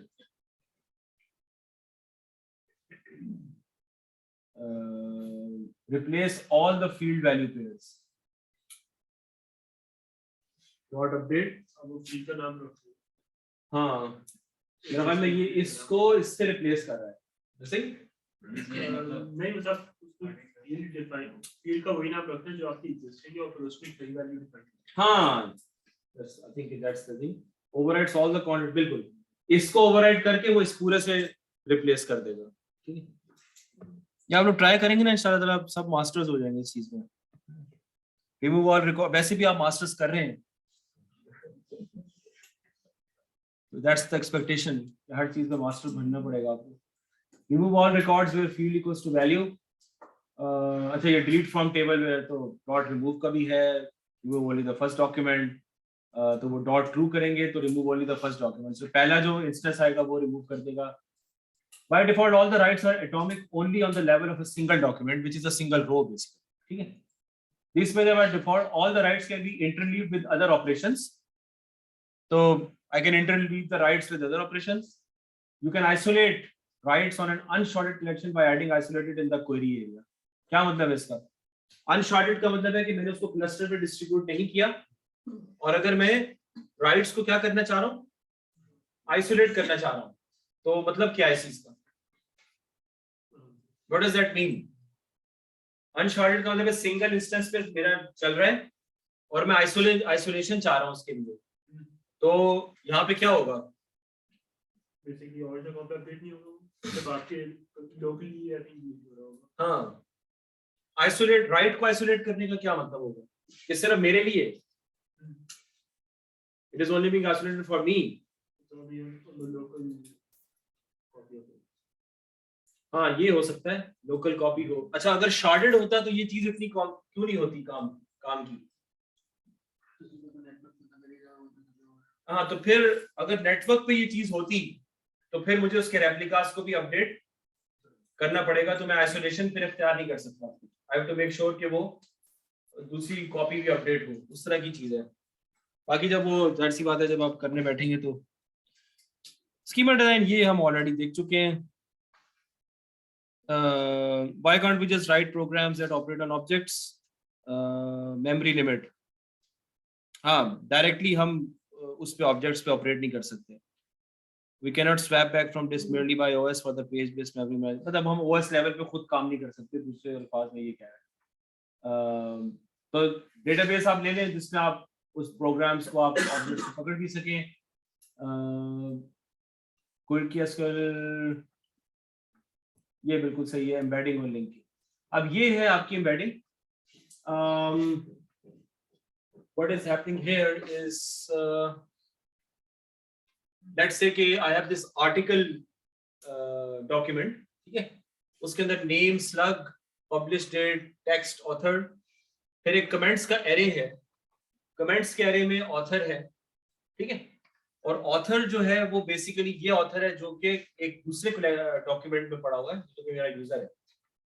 वैसे तो मैंने अब इन दोनों को, मैं चाहूंगा कि ये यूजर का जो डॉक्यूमेंट है ये मैं उठा के इसमें क्या कर दूं, एम्बेड कर दूं। तो एम्बेडिंग करने का तरीका ये होगा कि मैं पूरा का पूरा उठा के, अब वो एम्बेडिंग किस तरह होती है वो हैंड्स ऑन में हमें देखना पड़ेगा, लेकिन बहरहाल मतलब इसका ही है, ठीक है। आप लिंकिंग भी कर सकते हैं, आप लिंकिंग मेरे ख्याल में इसमें आप ये भी कर सकते हैं कि आप यहाँ पे इसका जो अंडरस्कोर आईडी है, अंडरस्कोर आईडी जो यहाँ पर है वो आप यहाँ पर दे दें तो वो लिंकिंग हो जाएगी। ये तो रन टाइम में अगर क्वेरी आएगी इसके ऊपर तो वो ऑटोमेटिकली मोंगोडीबी इस पर पहुंच जाएगा, और फिर आप चाहें तो आप पूरा डॉक्यूमेंट कॉपी कर दें उसके अंदर। तो दोनों ऑप्शंस आपके पास होते हैं। बताएं भी फटाफट ये क्या हो रहा है यहाँ पे। जिप, एक्वार, लोकेशन आपकी कोऑर्डिनेट, पॉपुलेशन की स्टेट अलबामा, काउंसिल पर्सन, ये जिप ये हो गया। अब ये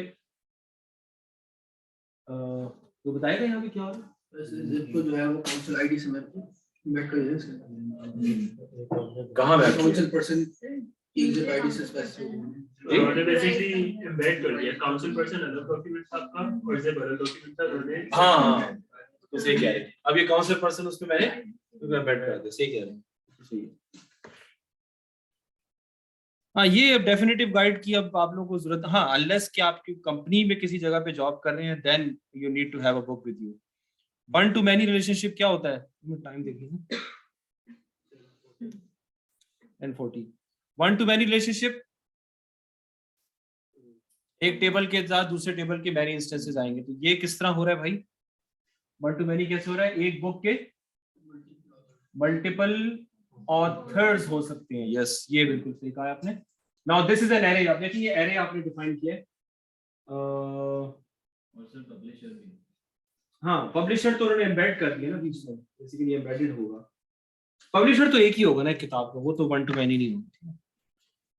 और पब्लिशर का अब इन्होंने अलग डॉक्यूमेंट बनाया है, बुक का अलग बनाया है। तो ये यहाँ पे one to many relationship linking कहाँ हो रही है भाई, पब्लिशर अंडरस्कोर आईडी, हाँ publisher underscore ID orally O'Reilly हमें तो आप तो अभी मुझे बताया, मैं तो उसको ओरियली पढ़ता हूँ आज तक। हाँ तो पढ़ना कहना आसान है ना उसको, ठीक है। तो ओराइली मीडिया सही कह रहे हैं। तो O'Reilly I have to take the same name, यहाँ मैंने अलग की है क्रिएट की है, मुझे पता ये है बुक के अंदर। अब ये देखिए लिंकिंग हो गई ना, अब ये लिंकिंग हो गई पब्लिशर आईडी के साथ विच इज ओराइली, लेकिन मुझे समझ नहीं आ रही कि लिंक हो कैसे रहा है। वही अलग डॉक्यूमेंट है, अलग डॉक्यूमेंट है, हमारे हाँ। डॉक्यूमेंट की आईडी बनाई है, लेकिन वो रियल टाइम में लिंक करेगा किस तरह? अलग कलेक्शन है ना। तो अगर आपने पहली वाली अगर एग्जीक्यूट हो गई लाइन, उसकी तो कमिट हो चुकी होगी, फिर उसमें लिंक करेगा। हाँ तो इसके साथ शायद सर बुक के साथ स्कोर आईडी के साथ शायद लिंक कर दूं, रेफरेंस हो गया। ये देख लो। हाँ रेफरेंस हो, बिल्कुल यहाँ पे रेफरेंस है, यहाँ पे वो अंदर है, यहाँ पे तो एम्बेडेड हो गया ना, ठीक है। और यहाँ पे मैंने लिंक किया इसको।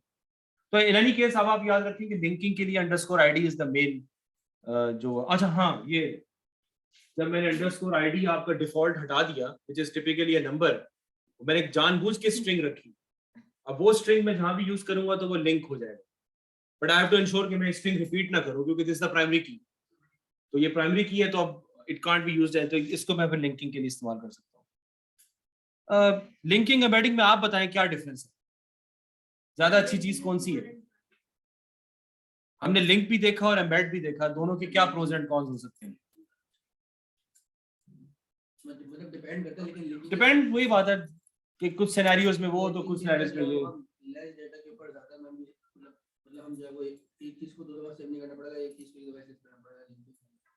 जैसे अगर कोई रैली की जो है वो हाँ लिंकिंग ज्यादा फ्लेक्सिबल चीज है, क्योंकि मेरे पास ये जो आईडी को चेंज करना जो है ना, ये मुझे जरा ज्यादा चीज भारी है।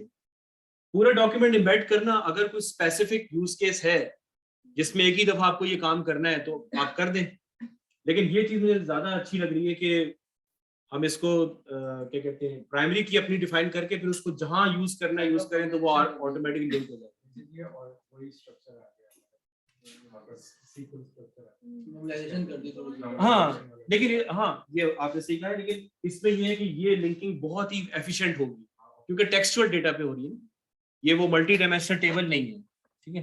बट अगर हम इसमें कॉल करें, हम रिट्रीव करना चाहे record just for the O'Reilly Media जी, अगर इसमें हमारे पास सिर्फ पब्लिशर आएगा तो उसकी बुक भी आ जाएगी, बुक की भी डिटेल आएगी साथ में। नहीं अब अगर मैं बुक को क्वेरी करूंगा तो फिर पब्लिशर की डिटेल है, क्योंकि पब्लिशर में हमने बुक का कोई लिंक नहीं दिया है, बुक में पब्लिशर का लिंक दिया है। राइट ये चक्कर। जब हम बुक को क्वेरी करेंगे तो उसमें पब्लिशर आईडी जी। की वजह से सारी डिटेल्स पब्लिशर की भी साथ में आएंगी। साथ में बिल्कुल ऐसे ही, अगर वो क्वेरी के अंदर आपने पब्लिशर की इंफॉर्मेशन मांगी है तो ये, क्योंकि ये आपको फील्ड देनी पड़ेगी ना पब्लिशर में, ये चक्कर।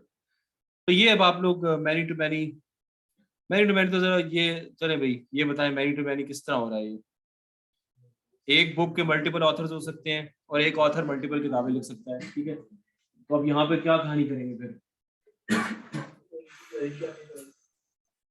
अच्छा हाँ, ये अंडरस्कोर आईडी मैंने वही डिफाइन, वही वाली कहानी है। अंडरस्कोर आईडी मैंने अपनी डिफाइन कर दी, चौड़ राव, ठीक है। तो इनकी अंडरस्कोर आईडी डिफाइन कर दी, तो अब क्या है वो मैंने यहाँ पे इस्तेमाल कर ली, लेकिन मुझे नेम क्यों मैंने दिया यार? होम टाउन नहीं है, तो होम टाउन अगर मुझे निकालना हो, अच्छा, और मैं db.books.find बुक्स क्या चीज है भाई? कलेक्शन का नाम है, कलेक्शन का नाम है नहीं, हाँ कलेक्शन का नाम है, ठीक है सही है। Authors dot name Christina.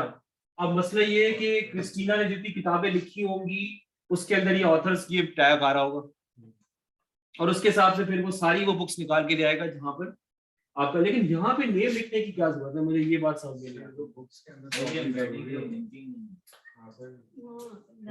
हाँ एम्बेडिंग में तो खैर ये पार्शियल एम्बेडिंग लग रही है मुझे, क्योंकि ये तो होम टाउन नहीं लिखा हुआ। हाँ ये भी फ्लेक्सिबिलिटी है ना कि मैं वही चीज, ये बात सही है, मैं वही चीज एम्बेड कर रहा हूँ जो मेरे काम की है।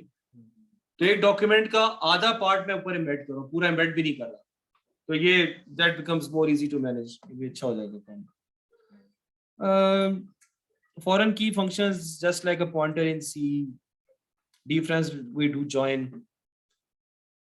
ये क्या मतलब है? ये तो यार books can be checked out by one student at a time, student can check out many books। हाँ जी,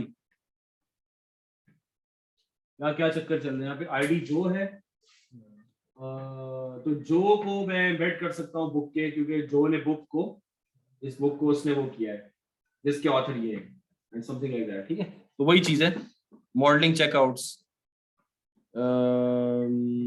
हाँ ये थोड़ा सा गड़बड़ है, क्योंकि अब यहाँ पर आईडी तो जो है, लेकिन अब ये चीज में कैसे याद रखना है भाई? बुक की आइडिया आ गई ना, हाँ ये चेक आउट डेटा आ गई और आइडिया आ गई। हाँ, this is not embedding, in fact this is an array. ये एम्बेडिंग नहीं है, ये एरे मैंने लिटरली पूरा क्रिएट किया, पर ये तो खैर एम्बेडिंग ही है। Array of object. हाँ हाँ हाँ, लेकिन ये बुक की आईडी यही है ना? हाँ हाँ, तो ये डॉक्यूमेंट एम्बेड हो रहा है, डॉक्यूमेंट एम्बेड हो रहा है ये। आपने एरे के अंदर 2 डॉक्यूमेंट्स एम्बेड किए। हाँ, ये डॉक्यूमेंट एम्बेड हो रहा है, लेकिन अब मैंने उसके अपने देखे आगे, ये फ्लेक्सिबिलिटी मेरे अपने की है कि मैं एक डॉक्यूमेंट एम्बेड करने में उसका कौन सा एट्रीब्यूट लेके आता हूँ, आगे मैं अपने एट्रीब्यूट से ऐड कर रहा हूँ। तो ये फ्लेक्सिबिलिटी इसकी काफी अच्छी है, इसकी प्रैक्टिस बहुत करनी पड़ेगी। अच्छा देखने से कितना रह गया यार, वो कितने गए हैं? इंडेक्सिंग अभी रहने दें, फिर नेक्स्ट टाइम देखेंगे। Find is more semantically denormalisation, ये तो खैर वैसी बात की हुई है।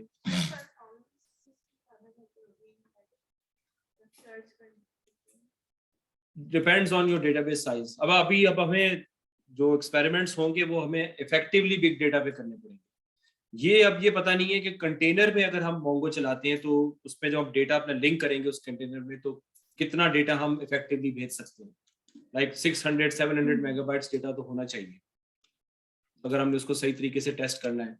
तो कंटेनर तो संभाल लेगा उसको, लेकिन बेहतर ये है कि कोई और फिर कंटेनर्स पैरेलल में ना चल रहे हों, क्योंकि अभी सिस्टम्स तो हमारे इतने स्केलेबल या इतने हाई पावर्ड थोड़ी है कि बहुत हाई एंड प्रोसेसिंग कर सके।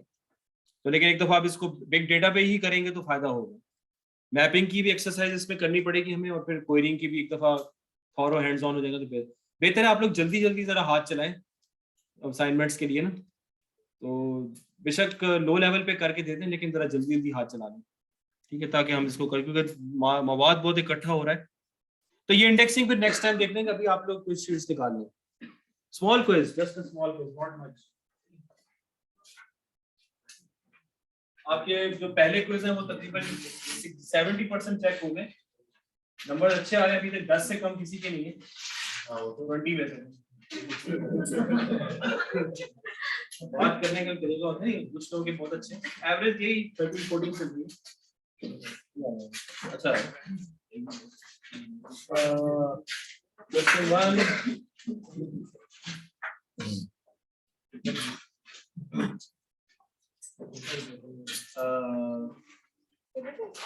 explain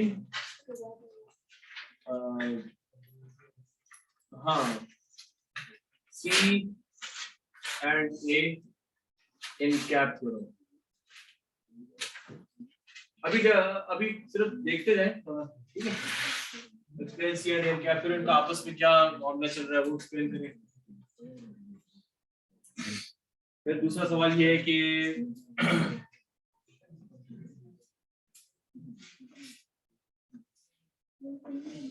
give an example of, Madhani please, embedding and linking, ठीक है, in MongoDB एग्जांपल दे दें, अरे डॉक्यूमेंट की एग्जांपल देके उठा दो।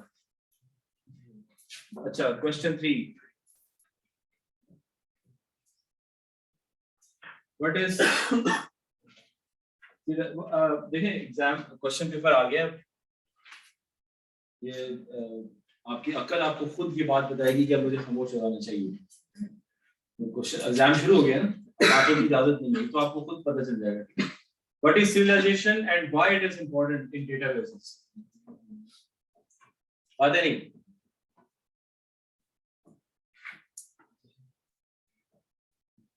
ठीक है। और number 4, why ACID was initially difficult in NoSQL। अब इन चारों में से आपने 3 सवाल करने हैं, हाँ ओके सर ठीक है, मैं एक और सवाल कर दूं दादा चॉइस के लिए, ये काफी है?